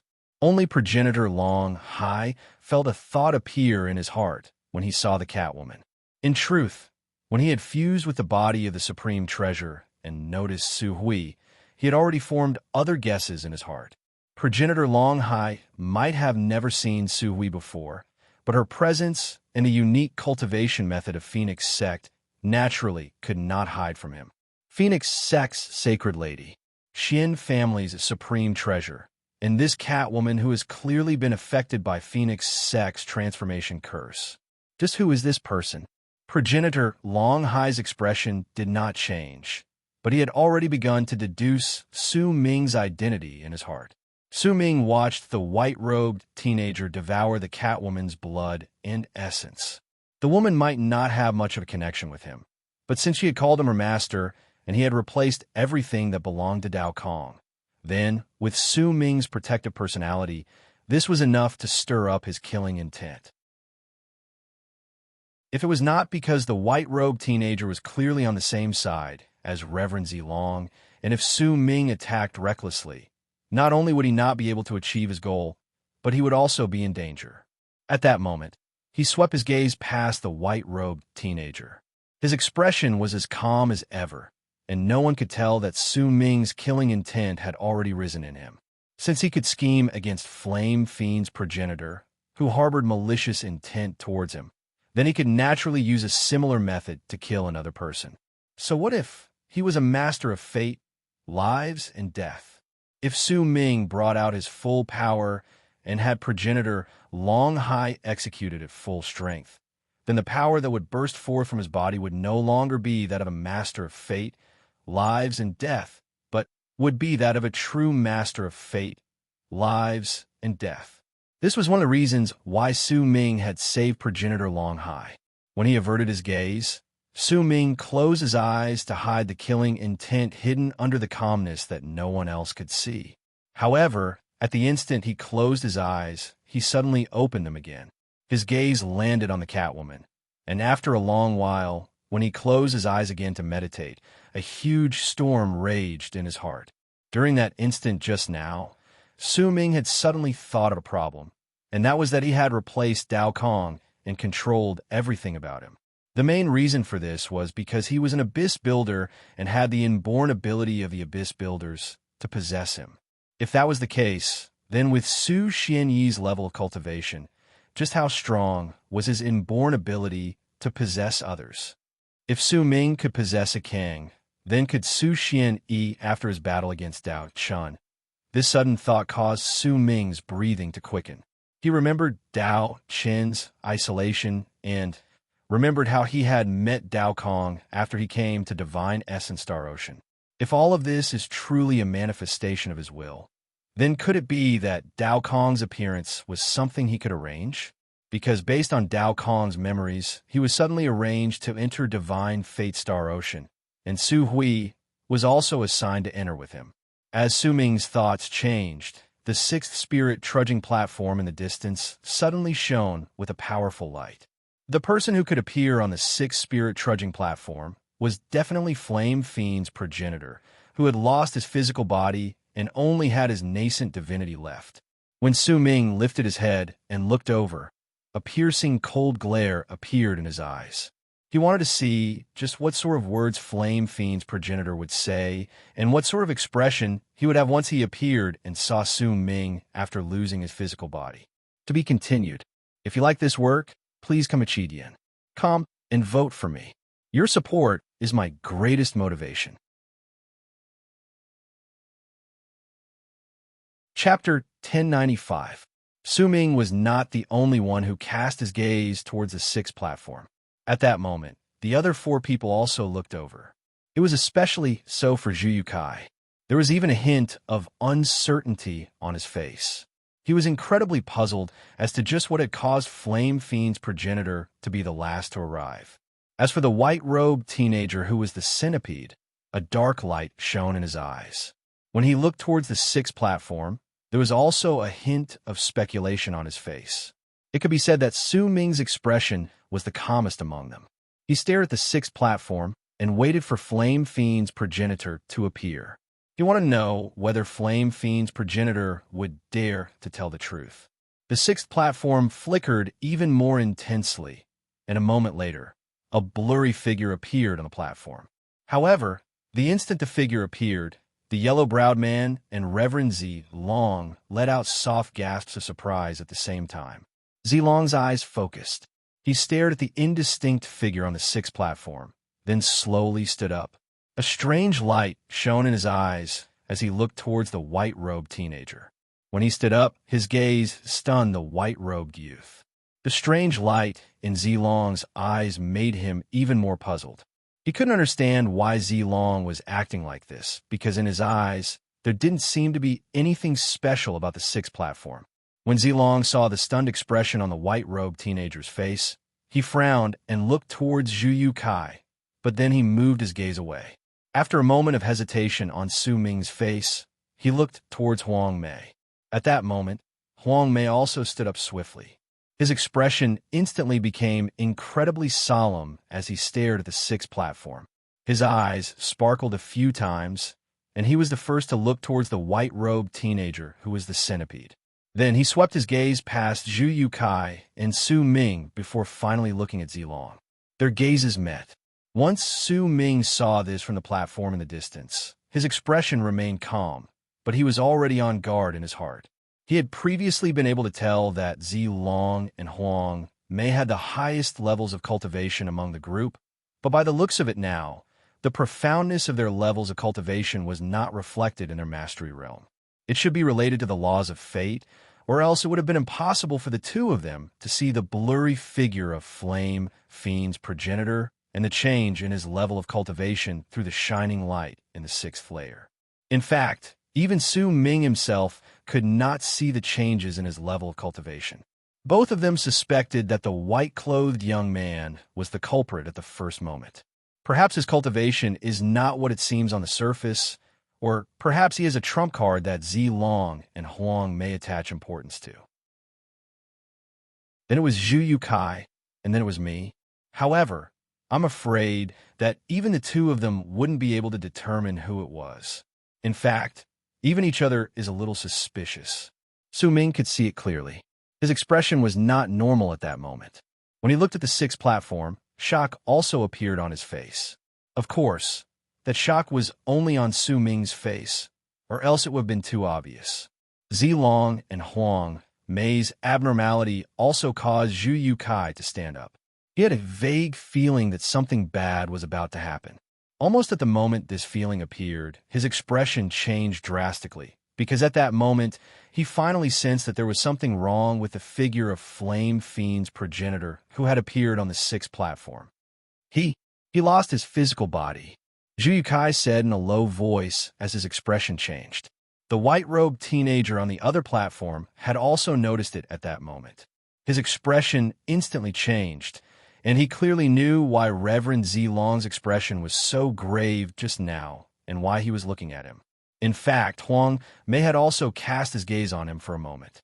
After all, the fifth kiln might be dangerous, but to people like them, while there were things that could threaten their life beyond the third layer's edge, there were very few of them. Usually, the true dangers would only appear more frequently when they were closer to the core.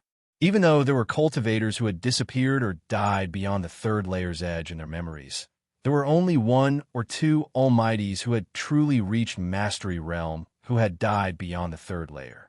As for why these people died, no one knew. There was a possibility that they had been ambushed and died, but there was also a possibility that they had run into a rarely seen dangerous dimension and died in it. That was why when they noticed that Flame Fiend progenitor had lost his physical body, their first reaction was that he had been ambushed, but there was also a possibility that he had run into a rarely seen dangerous dimension, which was why he was in such a pathetic state. In fact, they could already imagine that if Flame Fiend's progenitor had not resolutely given up on his physical body, his body and soul would have definitely been destroyed. Was he ambushed? Or did he run into some sort of dangerous place that would force Flame Fiend's progenitor to this extent? This was the guess that appeared in the hearts of all the people besides Su Ming. Several breaths later, when the sixth platform shone so brightly that it was piercing to the eyes, the light swiftly dimmed, and Flame Fiend's progenitor's nascent divinity appeared before the people's eyes with fatigue. Huang Mei and Zilong stared at Flame Fiend's progenitor with fierce gazes. As for Zhu Yukai, he sighed in his heart and looked at Flame Fiend's progenitor with a sentimental expression. As for the white-clothed youth, he narrowed his eyes, and a faint flicker flickered within them. Even though it seemed normal, anyone who knew him would be able to see a dark light flashing across his eyes, along with a trace of greed within that dark light. The area was very quiet. Everyone was looking at Flame Fiend's progenitor. Su Ming also frowned slightly, but the calmness and aloofness in his eyes made it so that no one could tell what he was thinking. In contrast to the dead silence, there was an indistinct, mighty pressure. It enveloped Flame Fiend's progenitor, but it did not cause any change in his expression.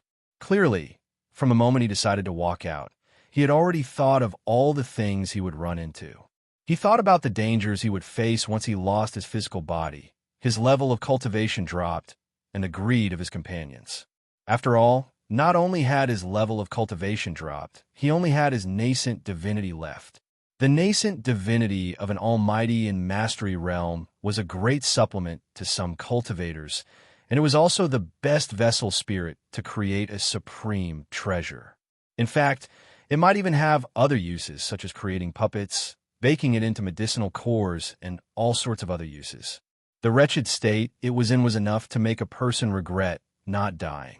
The crowd fell silent, and so did Flame Fiend's progenitor. He stood on the sixth platform, and when he lifted his head, he stared at the area around him coldly. At that moment, under all the people's gazes, the first person he looked towards was not Su Ming, but the white-robed teenager. When he looked at the white-robed teenager, a strong hint of hatred appeared in the eyes of Flame Fiend's progenitor. It was so strong and obvious that the others immediately noticed it. The white-robed teenager was first stunned, but then his expression changed drastically, because not only did Reverend Zilong look towards him, Huang Mei and Zhu Yukai also looked towards him. "It's not me." The white-robed teenager immediately moved away and glared at Flame Fiend's progenitor. "You old coot, what's the meaning of this? Are you asking for your entire race to be destroyed?"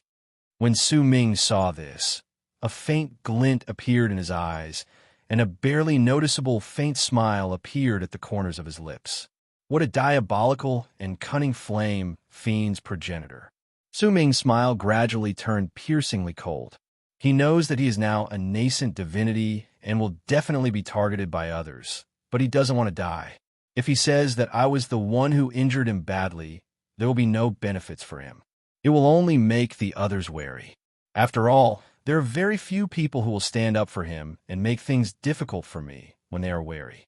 Besides, to the others, he is no longer as valuable as a supreme treasure. That's why he endured his hatred towards me and didn't say anything because he wanted to wait for the others to end up like him. Showing up and guiding the others so that they would suspect the white-robed teenager should be part of his plan. If I were him, then my next step would be... When Su Ming looked towards Flame Fiend's progenitor, he saw the progenitor rush out of the sixth platform at an incredible speed with his nascent divinity. In an instant, he appeared on Su Ming's platform. This scene attracted all the people's attention again. Fellow Taoist, if you protect me, then I am willing to give you my people's planet as the price. Besides, I have a great understanding of the fifth kiln, and I can help you avoid taking detours. What do you think? Flame Fiend's progenitor wrapped his fist in his palm and bowed to Su Ming while standing on his platform. The others might not know, but Su Ming knew that the bitterness and grievance in Flame Fiend's progenitor's heart would definitely surge to a monstrous degree when he bowed to him. Shifting the blame, Su Ming's expression remained as calm as ever, but a cold sneer rose in his heart. Flame Fiend's progenitor definitely had a good relationship with Zhu Yukai, which was why he did not want to drag Zhu Yukai into this. The person he hated the most was Su Ming, which was why he did this. As long as he stayed by Su Ming's side, he would be able to attract trouble, and he himself would be the bait that could lure others' greed. Before he came, he had provoked the white-robed teenager, so it could be said that the first person who would definitely not let him go would definitely be the white-robed teenager. Besides, his actions might seem sudden, but when Su Ming thought about it carefully, he found that it was very logical. After all, Su Ming had the lowest level of cultivation among the group, and he seemed to be on par with Flame Fiend's progenitor, whose level of cultivation had weakened. This was in line with his choice in the eyes of the people. If he chose to protect someone else, then there was a high possibility that he would be walking down the path to his own death. Flame Fiend's progenitor lifted his head. When he looked at Su Ming, there was a hint of madness in his eyes that only Su Ming could sense. This madness was very easy to understand. If Su Ming refused this plan, then Flame Fiend's progenitor would do everything in his power to kill him. In fact, he would even willingly become the vessel spirit of whoever killed Su Ming. This was the price of his life in exchange for Su Ming dying together with him. But he did not want to die, which was why his intentions were very clear. He was gambling. He was gambling that Su Ming would not be able to instantly kill him, gambling that there would be someone who would follow them when they stepped into the first dimension. To be continued. If you like this work, please come Chidian. Come to vote for me. Your support is my greatest motivation. Chapter 1096. He was also taking a gamble. He was gambling that he could survive during the chaos, and there was nothing he could not afford to lose. Even if his judgment was wrong and no one followed him from the first dimension, and he died in Su Ming's hands, once he disappeared, all the people would know that his nascent divinity had been obtained by Su Ming. Because of that, he would truly be attracting trouble to himself. By the looks of it, no matter what Flame Fiend's progenitor did, it would be difficult for Su Ming not to be hunted down. Unless Su Ming could instantly seal him so quickly that Zhu Yukai would not be able to save him in time and the others would not be able to attack him in time. If Su Ming could do this, then he would be able to break the trap, but the prerequisite was that he had to give Flame Fiend's progenitor's nascent divinity to someone else. But Su Ming did not choose to break it like this, even though he was confident that he could do it if progenitor Longhai brought out all the power of his nascent divinity and fused it with Su Ming's Ikang clone. But once he thought about it, a faint smile appeared on his face. Sure, Su Ming said faintly. When he said those words, he instantly attracted all the people's gazes. Under the old monster's gazes, Su Ming sat calmly, and not a single change in his expression could be detected. Even Flame Fiend's progenitor narrowed his eyes. The madness in them disappeared, replaced by a hint of hesitation, but it was soon covered up by him bowing to Su Ming. Thank you, fellow Taoist. Flame Fiend's progenitor forced down the resentment in his heart and had to say these words. Zhu Yukai frowned. He scrutinized Flame Fiend's progenitor, then looked at Su Ming with a pensive expression. As for the others, no one knew what they were thinking, but based on their expressions, there did not seem to be many changes. Only the white-robed teenager, who was the centipede, cast Flame Fiend's progenitor a sinister glance before he frowned and swept his gaze past Su Ming. Words are no proof. If you attack while I'm off guard, it will be difficult for you to make a decision. Swear an oath. Su Ming turned his head around and looked at Flame Fiend's progenitor. There was the ghost of a smile in his eyes, and it was also a calmness that no one else could understand. It was a gaze that only Flame Fiend's progenitor could understand. Flame Fiend's progenitor hesitated for a moment. When he looked towards Su Ming, their gazes met. What could I swear on my nascent divinity, and with the universe as my witness, if you truly wish to protect me, then I will definitely not attack you while we are in the fifth kiln. Similarly, only Su Ming could understand these words. This was telling Su Ming that he, Flame Fiend's progenitor, only wanted to live. If Su Ming truly wanted to help him, then he could write off all their previous enmity in the fifth kiln. As Flame Fiend's progenitor uttered his oath, an indistinct connection rose in Su Ming's heart. It meant that the oath had taken effect. Su Ming nodded calmly. He did not say anything else. When he sat down and meditated, not a single hint of what he was thinking could be seen on his face. Su Ming had his own judgment regarding his promise to Flame Fiend's progenitor and his decision to step into it, even though he knew that it was a trap. It would have been fine if Flame Fiend's progenitor had not chosen the white-robed teenager to provoke, but he had chosen the person Su Ming wanted to kill the most. Because of that, he could be considered to have complied with Su Ming's intentions. All right, since we're all here, then let's head to the next layer. This layer is much more dangerous than the previous ones. I hope that all of us will appear at the spirit trudging platform at the edge of the second layer and not be buried here forever, Huang Mei said coldly. As he spoke, he lifted his right hand and pushed down on the spirit trudging platform beneath him. Light immediately shone on it, and a vortex appeared on the platform under his feet. It looked like a relocation rune. The others did the same thing. As the vortex appeared, light also appeared under Su Ming's feet. As the light appeared and the runes on all the platforms roared, a large amount of tumbling sounds immediately appeared in the air in the distance. It was the fire spirits coming over when they heard the sound. Zilong cast a profound look at Su Ming, then swiftly disappeared into the rune. The yellow-browed man seemed to hesitate for a moment before he too disappeared without a trace. Zhu Yukai remained silent for the span of a few breaths. When he saw the air around him tumbling even more and shrill roars charging towards them, he cast a glance at Flame Fiend's progenitor and disappeared from the rune beneath him.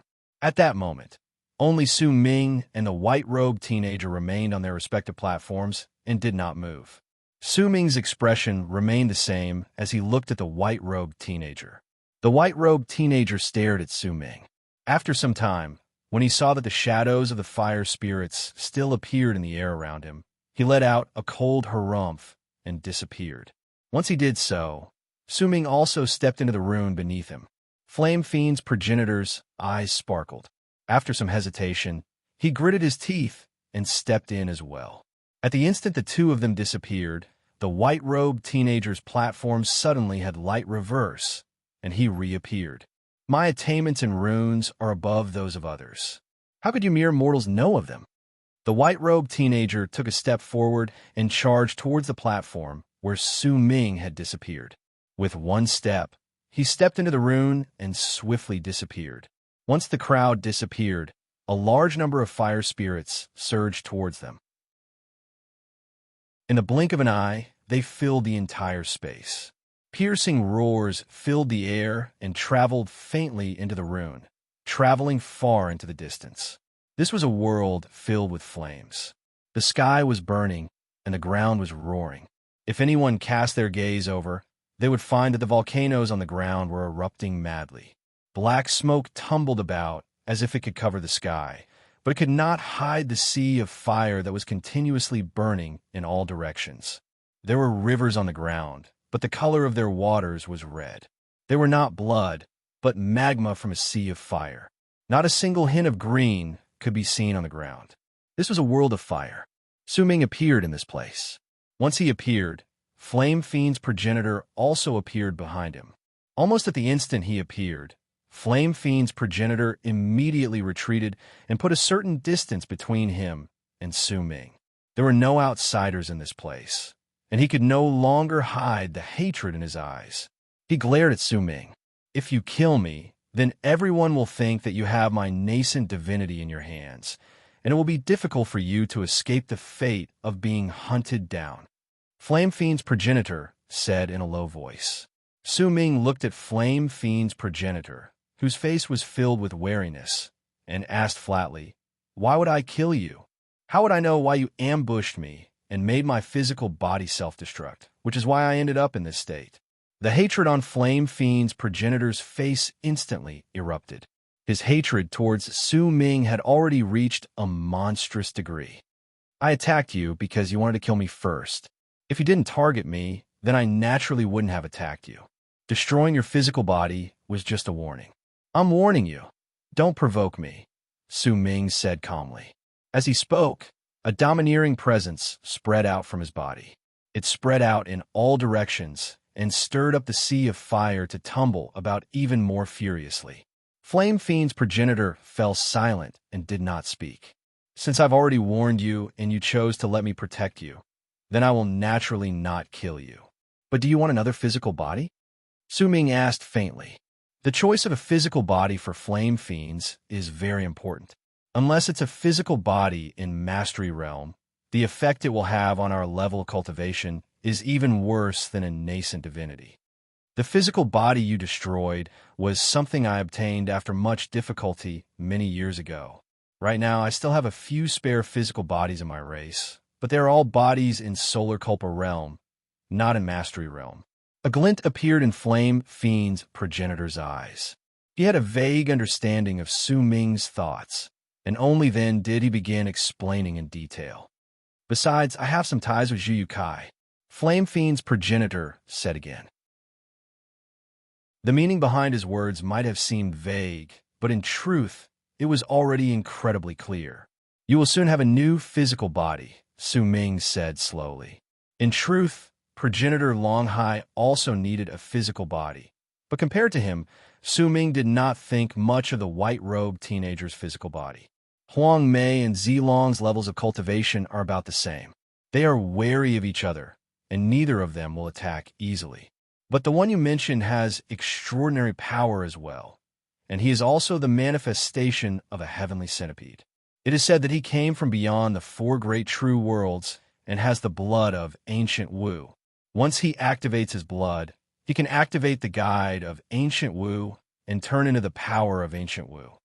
Once Flame Fiend's progenitor finished speaking, a powerful wave of resentment instantly rose with a bang from the originally empty spot beside Su Ming. It swept through the area, causing the flames in the area to spread outwards. As resentment gathered together, the resentful way manifested. A ghastly light shone on its two dragon heads as it stared at Flame Fiend's progenitor. The great resentment in its eyes caused Flame Fiend's progenitor to instinctively take a few steps back. "Will it be enough if I include you?" Su Ming asked faintly. Flame Fiend's progenitor was silent for a moment before his eyes lit up. He immediately said, "He's so fast that he can break the universe. Then let's put on a show so that he can't bear to run." Killing intent shone in Su Ming's eyes. As he spoke languidly, he charged towards Flame Fiend's progenitor. The resentful way moved by the side, and the black resentful flames under its feet immediately tumbled in all directions. In an instant, they filled the area around Flame Fiend's progenitor. At the same time, Su Ming had already closed in. When he lifted his right hand, he seized the air in the direction of Flame Fiend's progenitor. With it, a myriad of thoughts ran through Flame Fiend's progenitor's mind. He instinctively moved back, then opened his mouth wide and let out a piercing screech. As he did so, the power of his nascent divinity instantly shone, and a hand bone flew out of his body. It was an illusion, and it swiftly crashed into Su Ming's incoming palm. As booming sounds reverberated in the air, Su Ming took a few steps back. Flame Fiend's progenitor shuddered and staggered back a little, but he let out a huge sigh of relief in his heart. Su Ming might have looked as if he had used his full strength in that strike just then, but in truth, Flame Fiend's progenitor, who had some understanding of Su Ming's true level cultivation, knew that he had not brought out his full power. How long are we going to keep up the show? Flame Fiend's progenitor took a step forward. When he attacked again, he sent a divine thought to Su Ming. Act until he makes his move. What if he still doesn't attack? Then we'll keep up the show until the moment when no one can tell whether it's real or fake. At the instant Su Ming sent that divine thought to Flame Fiend's progenitor, he lifted his right hand. The weather changed, and the sea of fire tumbled about. A gigantic palm manifested in front of him and charged towards Flame Fiend's progenitor with a bang. To be continued. If you like this work, please come Chidian. Come and vote for me. Your support is my greatest motivation. Chapter 1097. This battle caused the weather to change. This battle caused the world to roar. The sea of fire in the sky tumbled about and tumbled backwards.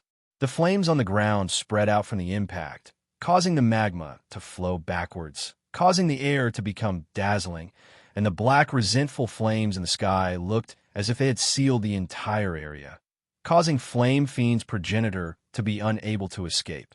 As loud booming sounds spread out, Su Ming executed numerous divine abilities, and as he fought against Flame Fiend's progenitor, a different feeling gradually appeared in their fight.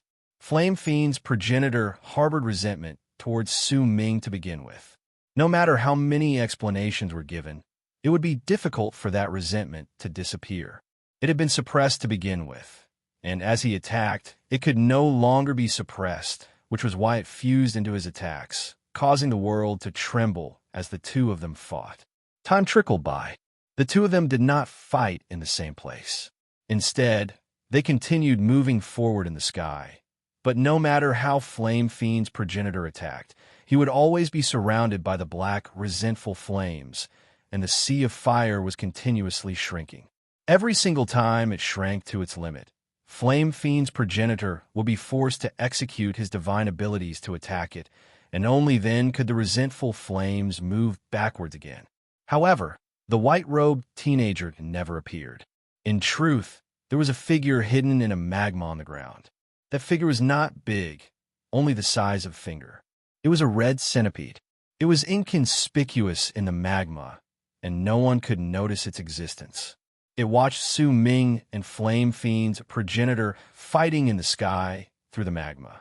Its eyes sparkled, but it still did not choose to show up or attack. It wanted to first determine whether this was a fake act to lure it out. It might have chased after Su Ming, but it had a feeling that there was some connection between Su Ming and Flame Fiend's progenitor that it did not know about. As it observed the fight, Su Ming and Flame Fiend's progenitor became even more intense. In fact, there were a few times when the resentful Wei's flames almost caused Flame Fiend's progenitor's nascent divinity to crumble. However, he still did not attack. Instead, a cold glare appeared in his eyes, along with a hint of derision. I can't believe those two managed to keep up such a fake trick. That black horse is only trapping people and isn't participating in the battle. That in itself is suspicious, and it's trying to lure me out. The white-robed young man in centipede form let out a cold snort, and an idea began to form in his mind. 3 days later, Su Ming and Flame Fiend's progenitor fought against each other on a volcano. Their divine abilities were endless, and booming sounds spread out. The nascent divinity of Flame Fiend's progenitor was already incredibly exhausted. In fact, there were many times when he wanted to escape, but he was always swept up by the black, resentful flames. forcing him to be unable to escape. He also noticed that Su Ming's attacks were becoming fiercer. His level of cultivation was no longer the same as it was a few days ago, but was continuously increasing. This method immediately caused countless guesses to rise and flame Fiend's progenitor's heart. Could it be that he truly wants to kill me? This isn't an act. Flame Fiend's progenitor could not come to a decision in his heart.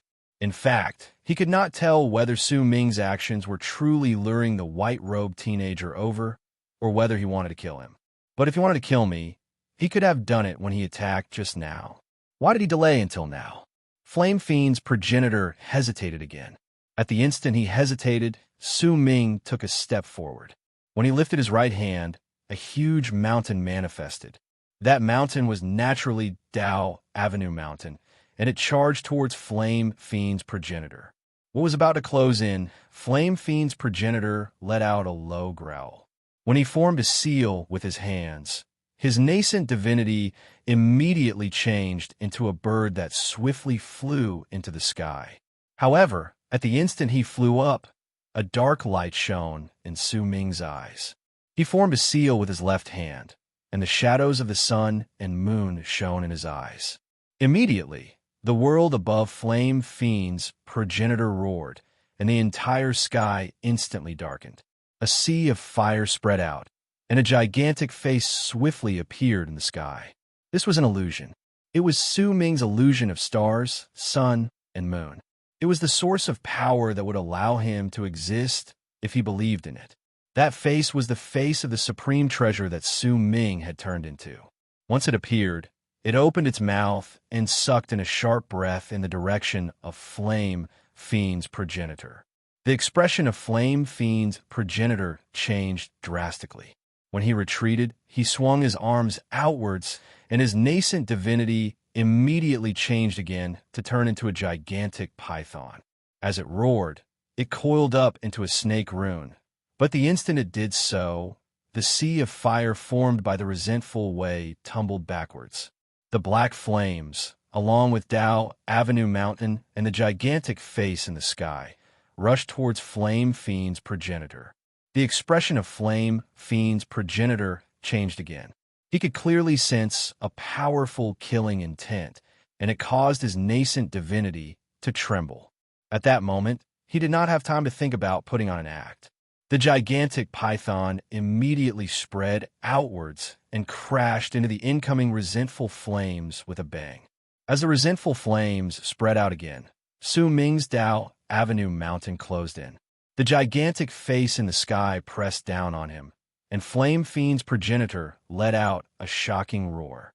His nascent divinity shrank and turned into a gigantic ball of light. At the instant they crashed into each other, the ball of light swiftly expanded outwards. This was Flame Fiend's progenitor using the essence of his nascent divinity. This was the first time he had spared no expense in damaging his nascent divinity to fight against Su Ming during the past 3 days. Booming sounds surged into the sky, causing cracks to appear in the sky and the ground to shatter. As they rumbled, the face in the sky crumbled, Dao Avenue Mountain crumbled, and Su Ming froze in midair. Flame Fiend's progenitor retreated swiftly. When he returned to human form, his nascent divinity had already become incredibly dull. "What are you doing?" Flame Fiend's progenitor's face was dark, but he did not speak. Instead, he sent a divine thought to Su Ming and swiftly retreated. However, at the instant he moved back, the sea of fire formed by the resentful way swept up and stopped him from retreating. A wave of killing intent spread out from the resentful flames, and the obstruction from the flames immediately caused Flame Fiend's progenitor to realize, to his shock, that he truly could not escape from the circle of flames formed by resentful aura. After all, he had intentionally been unable to escape just now. If he truly wanted to leave, he could have done so by sacrificing some of his essence. But now, Flame Fiend's progenitor discovered to his shock that he truly could not escape. This discovery also caused him to come to a swift realization. All of this was not what Su Ming had said to lure the white-robed teenager to attack. This was to kill him. As for why he had not immediately attacked a few days ago, it was because he could self-destruct his nascent divinity. Once he self-destructed, Su Ming would not be able to obtain anything. Instead, he would be misunderstood as hiding his nascent divinity. That was why Su Ming had used words to trick him. With this method, he used the excuse of luring the white-robed teenager to attack, so that he could slowly whittle down the essence of his nascent divinity, so that he would gradually lose the power to self-destruct until he could no longer do so. Then, he would be so tired that even if he self-destructed, he would not have the right to do so in front of Su Ming. Who are you? It's impossible for such a diabolical person to be a nobody. Madness appeared in Flame Fiend's progenitor's eyes. He roared at Su Ming, and the essence of his nascent divinity continued gathering together in his body. But to his dismay, he discovered that most of it had been used up without his knowledge during the past few days. You destroyed my physical body and lied to me that you wanted to lure the heavenly centipede here, but your true goal was for my nascent divinity. That heavenly centipede didn't even chase after me. Su Ming looked at Flame Fiend's progenitor coldly. He did not speak, but his attacks became even fiercer. The speed and frequency at which the resentful flames around him swept towards him increased by several times. This scene was seen by the white-robed teenager hidden in the magma on the ground. He first hesitated, then a smile appeared at the corners of his lips, and greed appeared in his eyes. What a diabolical person. He actually used this method to stop the other party from self-destructing when he obtained his nascent divinity. This method is incredibly sinister, but I like it. Looks like this isn't a trap. I was overthinking things. If that's the case, then I will let you know that the words you used to trick Flame Fiend's progenitor are true. The white-robed teenager's eyes sparkled, but he soon forced down the greed in his heart and continued observing. He was a suspicious person, and unless he was completely certain, he would not appear. Flame Fiend's progenitor's anger surged to a monstrous degree, along with despair. Even if his madness had reached its peak, he did not even have the right to self-destruct. He could already imagine that if he self-destructed, it would be impossible for him to succeed. But he still wanted to try. Even if I die, I will not become a vessel spirit that you can control. As Flame Fiend's progenitor roared, the essence of his nascent divinity started boiling. A destructive presence of self-destruction immediately spread out from his body, but at the instant it spread out, a glint appeared in Su Ming's eyes.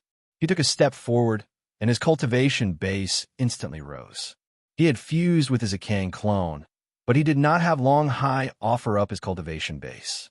Even so, it was enough to suppress Flame Fiend's progenitor, who had lost his physical body.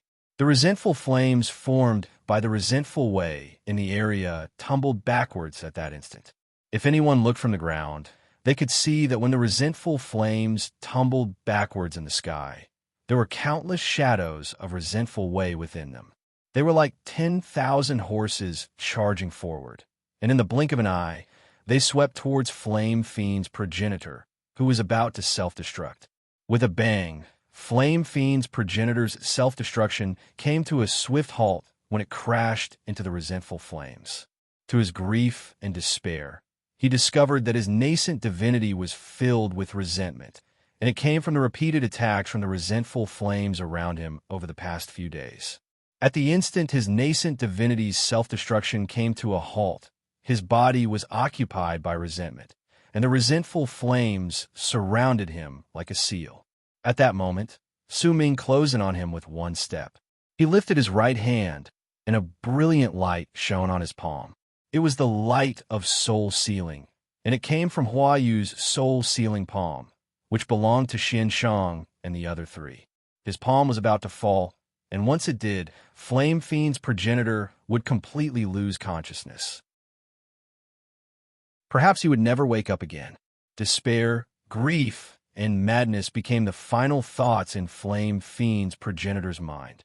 Yet at the instant Su Ming's palm was about to fall, a powerful power erupted from the ground. A ray of white light instantly appeared, and it was a centipede that was entirely white. Unlike the black centipede from before, the white centipede exuded a powerful ripple of power.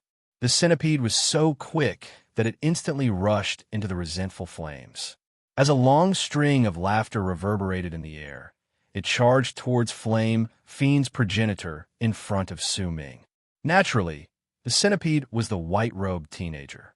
At that moment, he was incredibly certain that he had not fallen into a trap. But had he truly not fallen into a trap? At the instant the white-robed teenager appeared and stepped into the resentful flames, a hint of a smile appeared on Su Ming's lips. I said it's midnight, and it's midnight. Please give me recommendation votes. If you like this work, I welcome you to give me recommendation votes and monthly votes. Your support is my greatest motivation.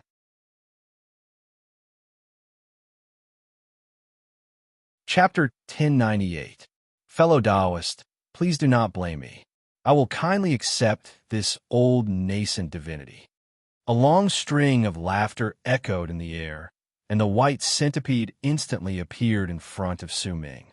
It was so quick that while its words were still in the distance, it had already opened its ferocious mouth like an afterimage to bite Flame Fiend's progenitor, who was incredibly exhausted and had used up a large amount of essence in his nascent divinity.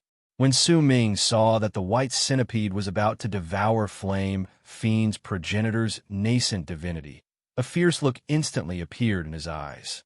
He had been waiting for this chance for a long time, and finally, the cautious and cunning centipede fell into his trap. He had used Flame Fiend's progenitor as bait to lure him out. There was no way he would let the centipede devour him just like that. At the instant a freezing glare shone in Su Ming's eyes, his cultivation base erupted in a frenzy. This was the power of Su Ming's Ikang clone fusing completely with the body of the supreme treasure. Under Su Ming's will, progenitor Long Hai also spread out all his power and fused it into the body of the supreme treasure, bringing forth the strongest power Su Ming could muster at that moment. This was no longer the power that was infinitely close to that of a master of fate, lives, and death. This was the true power of those in Mastery Realm, and it was not that of an ordinary almighty in Mastery Realm. Instead, it was the terrifying power of those who had reached the peak of Mastery Realm. After all, progenitor Long Hai himself was an almighty who was close to the peak of Mastery Realm. Because of that, along with the other people's power, he could bring forth the power of those at the peak of Mastery Realm. This sort of power could no longer be called Mastery Realm. He could already be considered half a step into Fate Realm. If Su Ming could understand fate, then he would become one of those in Fate Realm, just like Heaven Traverser's progenitor, but his true combat abilities would far surpass that of Heaven Traverser's progenitor. As for fate, even if Su Ming did not have an epiphany himself, he had the three-leafed grass. Since it could make the 1,000 feet tall tree execute the power of the laws of fate, then it was naturally one of those rare treasures that had the same effects as the legacy treasures of Heaven Traversers. The body of the supreme treasure of the Xian family was a treasure that defied the laws of nature. At that moment, Su Ming had to admit that he was tempted. He was not tempted slightly, but incredibly tempted. The offensive power of those at the peak of Mastery Realm turned into mighty pressure. At the instant it erupted from Su Ming's body, the body of the supreme treasure, wind stirred and clouds surged. The world lost its color, and even the sea of fire that surrounded the world tumbled backwards at that instant. A shocking scene appeared in the sky. As the sea of fire tumbled in the sky, it was as if there was an invisible hand waving at it. It was as if the fire in the sky had turned into a piece of gauze that was lifted by the hand, revealing the sky that had been burned by the fire. The ground trembled violently, and cracks spread out. Massive amounts of volcanoes collapsed, and lava flowed across the land. However, an invisible wind swept past, and the lava froze in place. It was as if the world and the universe had instantly come to a standstill under the mighty pressure from Su Ming's body, which was at the peak of Mastery Realm. Almost at the instant the power at the peak of Mastery Realm erupted from Su Ming's body, the expression of the white centipede that wanted to devour Flame Fiend's progenitor changed drastically. Disbelief and shock appeared on its face. Flame Fiend's progenitor might have been right by its mouth, but at that moment, it instantly felt an endless chill. A trap. This is a trap. At that moment, there was a piercing roar in the centipede's mind. It did not have time to think too much about it. With a single move, it even let go of the nascent divinity of Flame Fiend's progenitor, which was already by its mouth. Instead, it turned around, intending to instantly flee with a speed that even Almighties in Mastery Realm would find troublesome. However, Su Ming was on guard against it. It could be said that he did not know the ultimate goal of this trap. It was to limit the centipede's speed, so there was no way he would let it escape. Almost at the instant the centipede was about to flee, the black, resentful flames around it tumbled backwards with a bang. Flame Fiend's progenitor also let out an enraged roar and rushed towards the white centipede. He had chosen to rush out even though he was in such a state because of one sentence from Su Ming's mouth. Do you want to put on an act for real? Or do you want to put on an act for real? The white centipede let out a piercing howl, and with a single move, it was about to charge out of the resentful flames. However, at the instant it touched the resentful flames at the spot it touched turned into the figure of the resentful Wei, and its body rammed into the centipede. Booming sounds surged into the sky. The resentful Wei roared, and as it retreated, great hatred appeared in its eyes. The resentful aura coming from the two dragon heads was incredibly threatening, and an even greater amount of resentful flames instantly erupted from its body. Wei, you're formed from ancient Wei's soul. The white centipede's body also fell back due to the crash, and it instantly turned into the white-robed teenager. Disbelief appeared on his face, and even his piercing voice sounded distorted. His expression changed drastically. He had always hated Su Ming's dark horse, but he could not find the source of his disgust. However, when they crashed into each other just now, their presences had been forced into each other's bodies, and because of that, he immediately found the source of his disgust. This was the aura of ancient Wei. It was hidden in the blood of this white-clothed youth. It was an ancient vicissitude, an old enemy. The three countries of the ancient world had been at war non-stop since ancient times. Their hatred had already been branded in their souls, and it was passed down from generation to generation. They fought against each other, and if they did not destroy the other country, they would not stop. You're the resentful Wei. The white-robed teenager's expression was incredibly sour, and madness appeared on his face.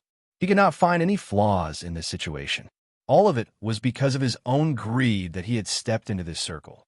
In truth, even though the resentful Wei was also in Mastery Realm, it could not compare to the white-robed teenager in terms of life form. After all, the white-robed teenager could take human form, but the resentful Wei could not. After all, the teenager had the blood of ancient Wu coursing through his veins, and the resentful Wei was another life form formed from ancient Wei's resentful aura. However, Su Ming's battles over the past few days and the resentful Wei continuously bringing out its cultivation base had changed the laws in this place. As the laws changed and the flames of resentment burned, it could be said that this place had turned into a powerful prison. It would have been fine if the prison had not closed in, but once it shrank, even with the white-robed teenager's speed, he would not be able to rush out within a short period of time.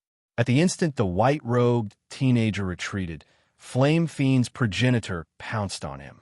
The madness on his face was not any less than the white-robed teenager's. At that moment, when he rushed out, there was a look on his face that said that he wanted to die together with Su Ming. Su Ming's previous words had already been very clear. If he did not help out, then the ending of this scene would become real. There was no way he would not dare to use his full strength. Even if he was exhausted, he still rushed out like a madman. There was also anguish in his heart. He knew that he had been completely set up by Su Ming this time. If the white-robed teenager did not come out, then he would truly die. And even if the white-robed teenager appeared, he would not be able to bring out his full power within a short period of time, since he had used up too much of the essence of his nascent divinity. Even if he possessed the white-robed teenager's physical body, he would not be able to bring out his full power within a short period of time. At the very least, during the time he was in the fifth kiln, the power he could bring out would not be much different from his previous nascent divinity. It could be said that Su Ming had not suffered a single loss in this battle, but he had gained a lot from it. Besides, the things he had done with his mind had already placed him in an advantageous position. No matter how things developed, he would not suffer a single loss.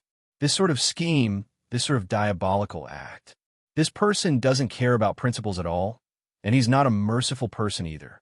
Instead, he's a ruthless and temperamental fiend. Why would I want to provoke this sort of person in the past? Damn it, I definitely won't provoke this person again. In anguish, Flame Fiend's progenitor became wary of Su Ming again. This time, his wariness surpassed that of when Su Ming destroyed his physical body.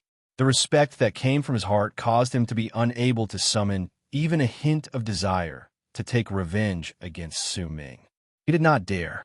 Flame Fiend's progenitor's madness and recklessness caused the white-robed teenager to be unable to help but freeze for a moment. If that was all, perhaps it would not have been enough to make the white-robed teenager descend into madness.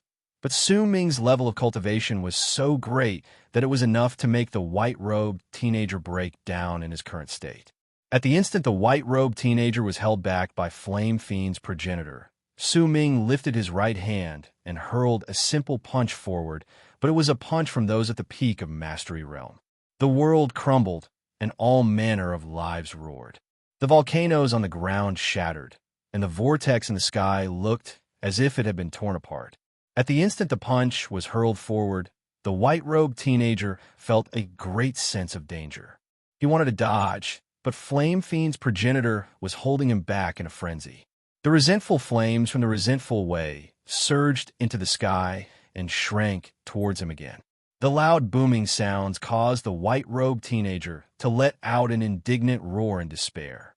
With a loud bang, Su Ming's punch landed right in front of the white-robed teenager. The air distorted, and the white-robed teenager coughed up a huge mouthful of blood.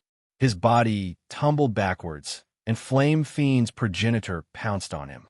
When he was instantly set ablaze, the resentful way closed in on him. Its resentful aura surrounded the teenager like venom and corroded his body. Fellow Taoist, please spare me. I was reckless in this matter, but I only wanted to kill that damned Flame Fiend's progenitor. I don't harbor any enmity towards you. Fellow Taoist, could you please spare me? I will remember this kindness for the rest of my life, and I will definitely repay you. The white-robed youth retreated in a sorry state, surrounded by flames and resentment. His skin instantly withered, and black spots appeared on his skin. A pleading look appeared in his eyes as he quickly spoke. What answered him was not Su Ming's words. Instead, with an aloof expression on his face, Su Ming took a step forward, lifted his right hand, and delivered a palm strike that caused the world to roar as if it was about to crumble. One palm strike from Mastery Realm. It was a huge hand that seemed to cover the sky and earth. It manifested in front of Su Ming and swept through the sky, the top of the sky, the limit of the earth, and with a destructive presence, it tried to crush the universe. There's no enmity between us. Do you really have to kill me? The white-robed teenager retreated swiftly, but he could not escape from Flame Fiend's progenitor's frenzied pursuit, and neither could he escape the attack from the resentful flames behind him. No enmity between us? Killing intent shone in Su Ming's eyes, and he brought his right hand down. To be continued. If you like this work, please come Chidian. Come and vote for me. Your support is my greatest motivation.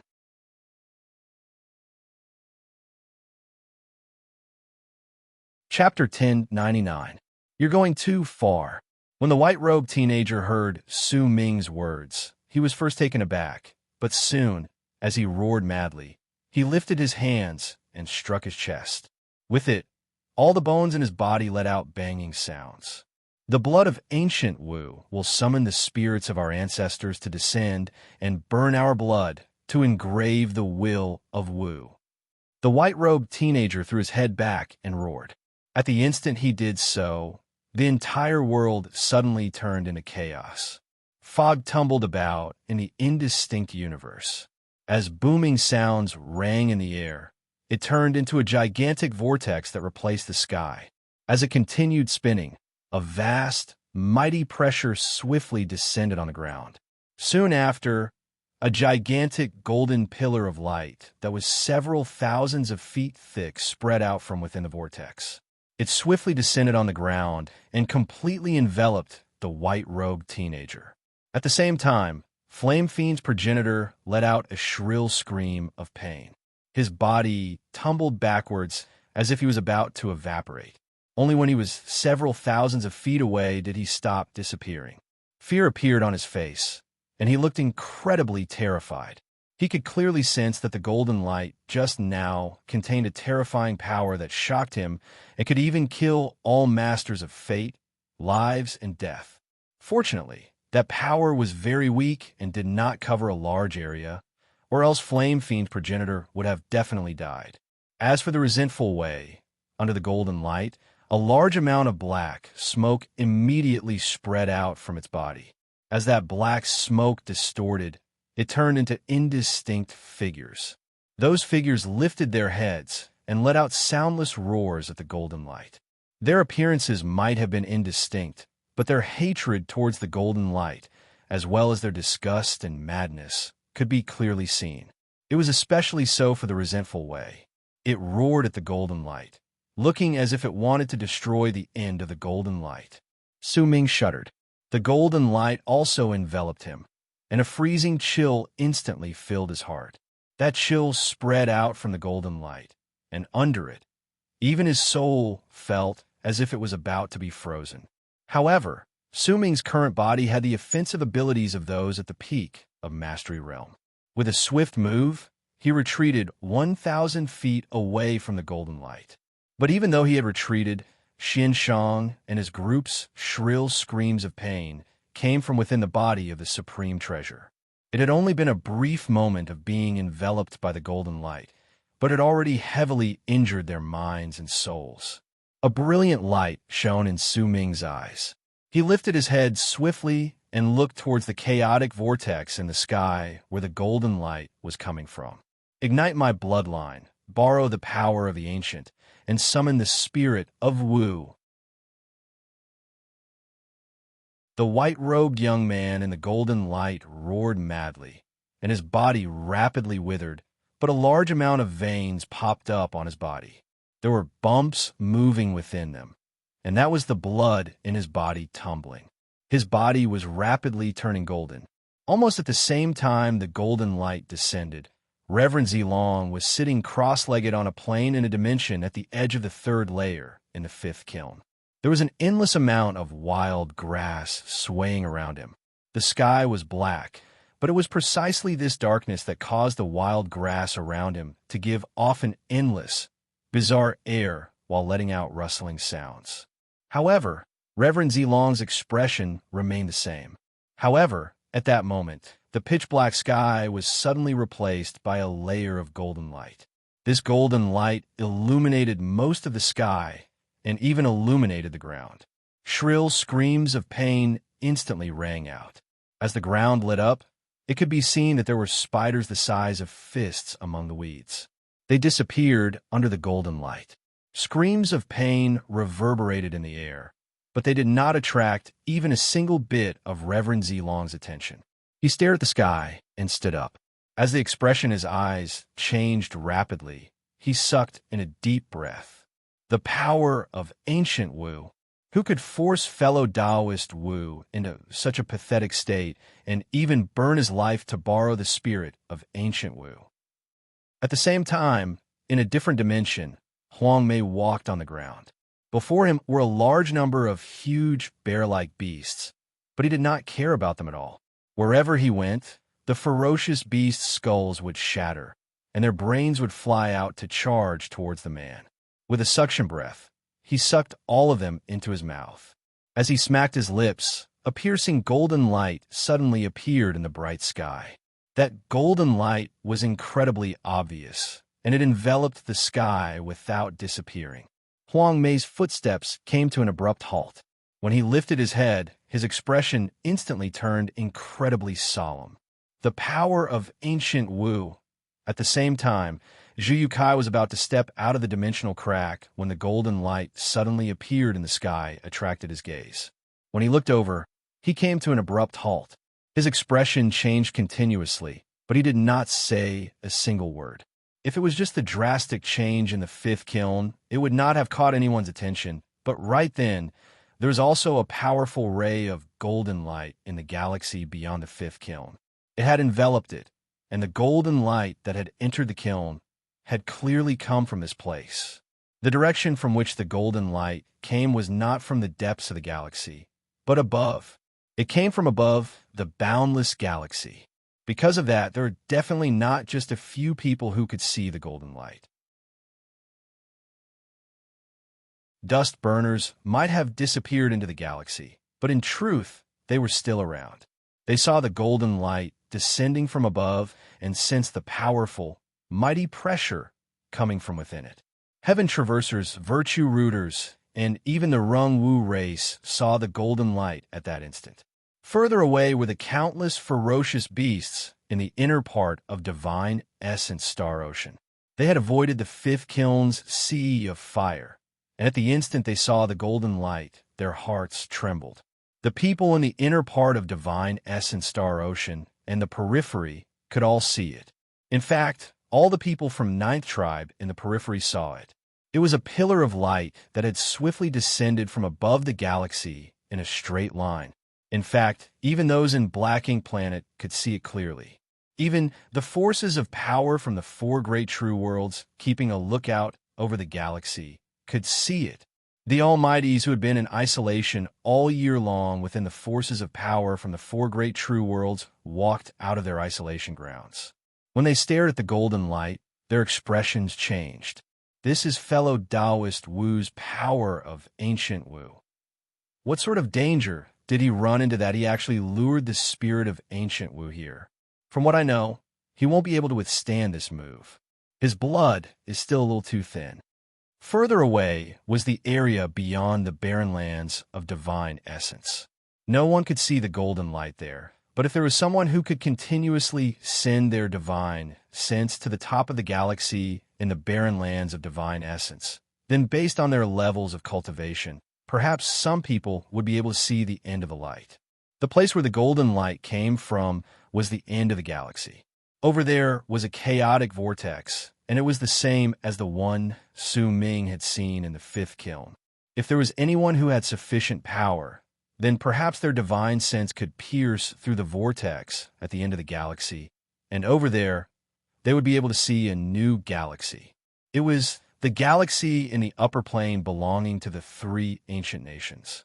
Over there, the golden light came from within ancient Wu's planetary domain, and its source was a five-pointed star at the edge of the star. At the very center of that star was a gigantic saber that had been stabbed into the star. The blade shone with golden light, and under it was the carcass of a centipede that was as thick as 3 fingers. It had already withered up and was lying there unmoving. It was this blade that shone with the golden light that shot through the endless space and descended on the fifth kiln. Under the golden light, Su Ming saw with his own eyes that most of the white-robed teenager's body had turned golden. An unfathomable mighty pressure was continuously becoming stronger within the white-robed teenager's body. The power of ancient Wu. Su Ming's pupils shrank, but his expression remained the same. He only frowned and looked at the ground. He could vaguely sense that there was a presence awakening in the ground in a jumbled mess. In the depths of the countless volcanoes on the ground was a world that few people had ever stepped into. Even Su Ming, who had been fighting against the flame fiends for several days, had not noticed it. It was a cave, a deep cave. It was formed by countless tunnels, and they were densely packed together in an incredibly complicated manner. It was like a maze, and in the depths of the maze was an incredibly vast cave. It was dark there. If there was any light, then Su Ming would be able to see. Fire spirits with their eyes closed and their bodies exuding faint heat, but there was no light coming from them. They were sleeping with their eyes closed. They lay on top of each other, and there was no end to them. There were tens of thousands of them, and some of them were big and some of them were small. Some of them even exuded a presence that was equivalent to that of a master of fate. This place was a fire spirit's nest. In the depths of the cave were tens of thousands of fire spirits. At the end of the cave where the fire spirits slept was a corpse. That corpse was leaning against the wall, and no one knew how many years it had been since he died. His clothes had already disappeared, and only his bones were left. Even if it was bones, only his upper body remained. In his hand was a long purple spear. Even if he had died, he still held on to it tightly. The strange cave, the strange corpse, and the spear in the corpse's hand were hidden in the depths of the ground. No one knew how many years it had been, and no one had ever come to this place. But now, as the golden light descended from the ground, the originally pitch-black underground was instantly illuminated by the golden light. The golden light shone through the rock walls above, and the moment it appeared, it immediately illuminated the entire underground cave. To the living beings who were used to darkness, light was incredibly piercing to the eyes. Almost at the instant the golden light appeared, the countless fire spirits in the cave let out roars. As they opened their eyes, brutality appeared in them. Gradually, the roars became stronger, and when all the fire spirits opened their eyes, their roars reverberated in the cave. What Su Ming noticed was the presence of the fire spirits waking up. Almost at the instant their presences spread through the ground, the expression of the white-robed teenager who was enveloped in golden light before Su Ming suddenly twisted, and endless pain appeared on his face. 75% of his body had turned golden, and his eyes were also a faint golden hue. At that moment, he was glaring at Su Ming with madness in his eyes. He lifted his right hand and seized the air in the direction of the golden light above him. Use my ancient power to split the sky and earth. I still owe you 5 chapters. I promise that I'll finish them before the end of the month. I'm begging for recommendation votes.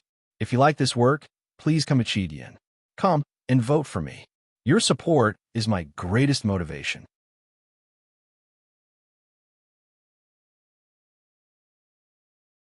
Chapter 1100. When the white-robed teenager seized the golden light, it immediately distorted. At the same time, endless ripples spread out, and soon after, the shadow of a golden long blade appeared in the white-robed teenager's hand. When anyone looked over, it would seem as if the white-robed teenager had forcefully pulled out the golden light. When the blade appeared, an indescribably powerful, mighty pressure descended on the ground with a bang. Flame Fiend's progenitor's body instantly let out a bang, and his nascent divinity plummeted to the ground. He was pressed down by the mighty pressure that seemed to have corporeal form, and he could not move. His nascent divinity also started showing signs of dispersing. This scene caused his expression to change drastically, and great shock appeared on his face. Su Ming's body, which was the supreme treasure, shuddered under the mighty pressure. He sank down slowly, as if the entire universe was collapsing and pressing down on him. When his body was pressed down on the ground, his feet sank into the ground. It was as if all lives had to kneel down and worship under the mighty pressure. If they did not, their bodies and souls would be destroyed. Su Ming stood in the sky with great difficulty. He lifted his head and stared at the white-robed teenager in the sky. A freezing glare shone in his eyes. If there was one person who was not greatly affected by the mighty pressure, then it would be the resentful Wei. Almost at the instant the power of ancient Wu from the white-robed teenager descended, the twin dragon black horse let out a roar that was filled with hostility. That roar reverberated in the air and formed thick black smoke around the black horse. As that black smoke distorted, it turned into indistinct figures. Their faces could not be seen clearly, but based on their outlines, it could be seen that there were men and women, young and old. As if they had gone mad, They roared at the golden light around the white-robed teenager and the long golden blade he had pulled out from the golden light. They roared at him. At that moment, a hatred that even mortals could feel spread out from the resentful Way's body without holding anything back. It seemed to want to fight against the golden light.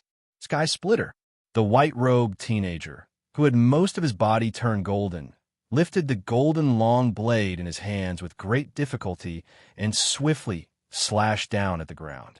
It could be seen that this slash was an incredibly great burden on him. His body instantly became incredibly thin, as if all his flesh, blood, essence, and even his soul had become the source for swinging the blade. As the blade cut down, the ground under Su Ming's feet immediately let out a bang, and cracks appeared on it. His legs sank into the ground due to the mighty pressure, and only half of his body was revealed. The pressure was so great that it caused all the blood in Su Ming's body to freeze, and this was even with him possessing the body of the Supreme Treasure. If he did not have the body of the Supreme Treasure, and the mighty pressure had not been dispersed by the people in his body, then even his Akane clone would have nearly crumbled under this mighty pressure. After all, Su Ming's Akane was incomplete. The target of that slash was not Su Ming, but the roaring, resentful Wei by the side. Su Ming could also clearly see that since the white-robed teenager's eyes had been replaced by gold, he no longer possessed intelligence. Instead, he had a gaze of someone who stood high above and looked down on the universe, as if he was looking at an ant. Gu from the lower expanse, and time, and Su time. There was a strange rhythm to the voice coming from the white-robed teenager's mouth, as if he was looking down on the world and standing above the 9 echelons. He was aloof and merciless. It did not matter whether he was looking at Hua Kuei or Su Ming. Only when he looked at the resentful Wei did a solemn look appear on his face. It was as if only the resentful Wei could make him pay attention to it and treat it as his equal. Immortals of ascended kingdoms. Flame Fiend's progenitor trembled, and there was a quiver in his voice as well. His words might have been faint, but Su Ming could still hear them.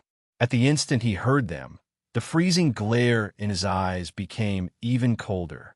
In the eyes of the people from the 4 great true worlds, the 3 ancient kingdoms could indeed be called immortals of ascended kingdoms. The blade sliced through the sky and turned into a dazzling ray of golden light. There was an indescribable light contained within it.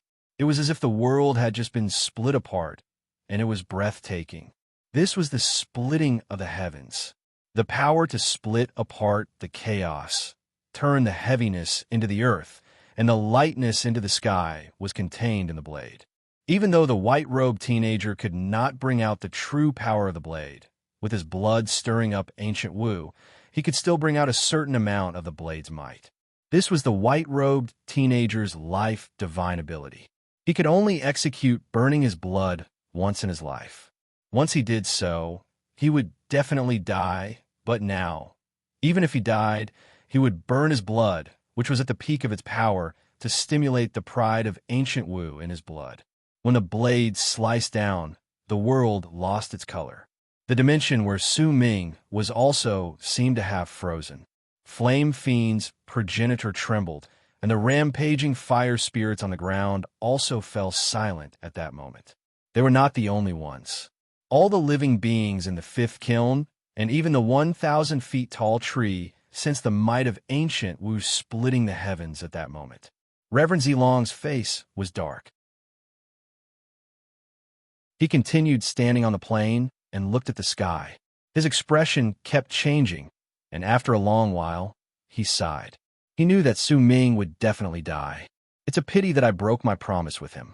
If that's the case, I might really have to work together with Huang Mei in the fight for the Supreme Treasure later on. Zilong shook his head. In another dimension, Huang Mei frowned. When he looked at the golden blade in the sky, a hint of wariness flashed briefly in his eyes. I didn't expect that this person with ancient Wu's blood would be able to bring forth such offensive power. Su Ming stared at the blade the white-robed teenager had swung down. His body was suppressed by the mighty pressure, and it enveloped him, causing him to be unable to move even a single inch.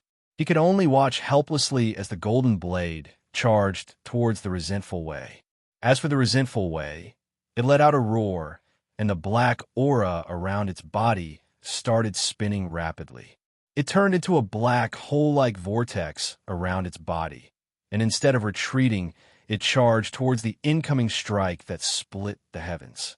Before it rushed forward, it turned its head around and cast a glance at Su Ming, who was suppressed to the point that he could not move. There seemed to be a farewell in that one glance, and when it turned its head around, it had already charged towards the golden blade that split the heavens like a black shooting star. This was its mission. This was its sole imprint formed from the resentment of the ancient Wei kingdom. The resentment towards the heavens and earth had reached its peak after seeing the appearance of the ancient Wu kingdom's bloodline.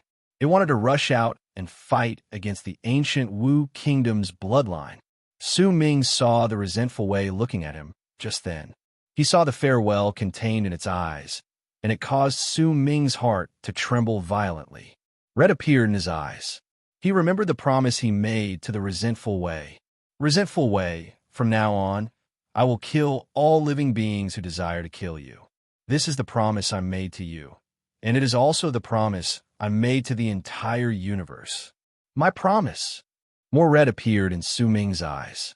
His heart was trembling, his soul was boiling, and all his was fighting madly against the mighty pressure in the world around him. At that moment, a violent bang rang out in the world, as if the world was about to be divided once more. It reverberated in the air, and the golden blades crashed into the black shooting star that was the resentful Wei. As booming sounds reverberated in the air, the resentful Wei's body tumbled backwards. Its body was cut apart in midair, and with a loud bang, it turned into a large amount of black smoke.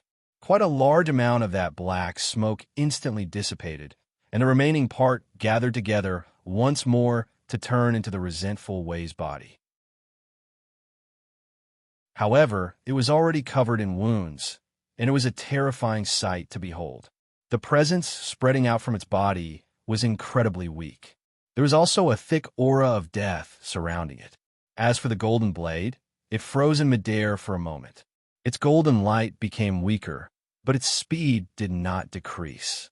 The white-robed teenager held it in his hand, and he swiftly cut down on the resentful Wei again. Su Ming's body trembled furiously. Low roars tumbled out of his mouth like thunder. He was going to fulfill the promise he made to the resentful Wei, even if the price for fulfilling the promise was too great. Since he had said those words in the past, he could not let the white-robed teenager die, even though he was no longer in danger. As long as the resentful Wei bore the brunt of the white-robed teenager's golden blade, the white-robed teenager would disappear and die, and Su Ming would win. However, perhaps other people would choose to do this after hesitating, but Su Ming would absolutely not do it. His body as a supreme treasure could not rush out under the mighty pressure, but Su Ming still had his own methods. At the instant the slash that split the sky from the golden blade closed in on the nearly dead, resentful Wei with its remaining might, Su Ming sent out his firm will to Xian Shang without any hesitation.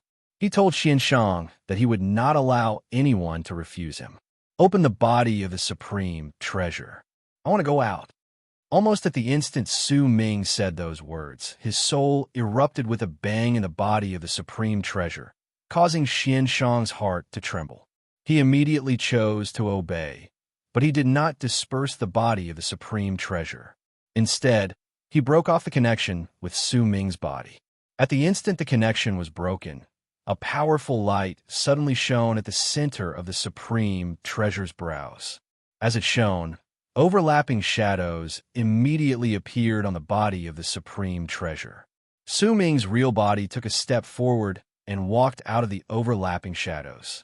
At the instant he walked out and the mighty pressure in the area descended with a bang, Su Ming lifted his right hand and clenched it. There had been an item on his palm since a long time ago. It was the poisonous wasp that contained God Ascension nectar. The wasp's poisonous stinger had already popped out. When Su Ming clenched his fist, no one noticed it. Immediately, the poisonous stinger pierced Su Ming's palm, and the poison mixed with the god Ascension nectar instantly surged into his body. Su Ming's heart let out a loud bang, as if it was about to explode. At that instant, as booming sounds rang out in his head, his body immediately started boiling. As the god Ascension nectar swam through his blood, veins popped up on his face, and he started fighting against the mighty pressure from the sky. I'm late. The weather in the afternoon was better, so I went to climb a mountain, but I came back late. If you like this work, please come to Chidian. Come and vote for me. Your support is my greatest motivation. That you're tuning in to the Warrior Lore YouTube channel. Don't forget to subscribe and join us on this journey to catch the most captivating stories.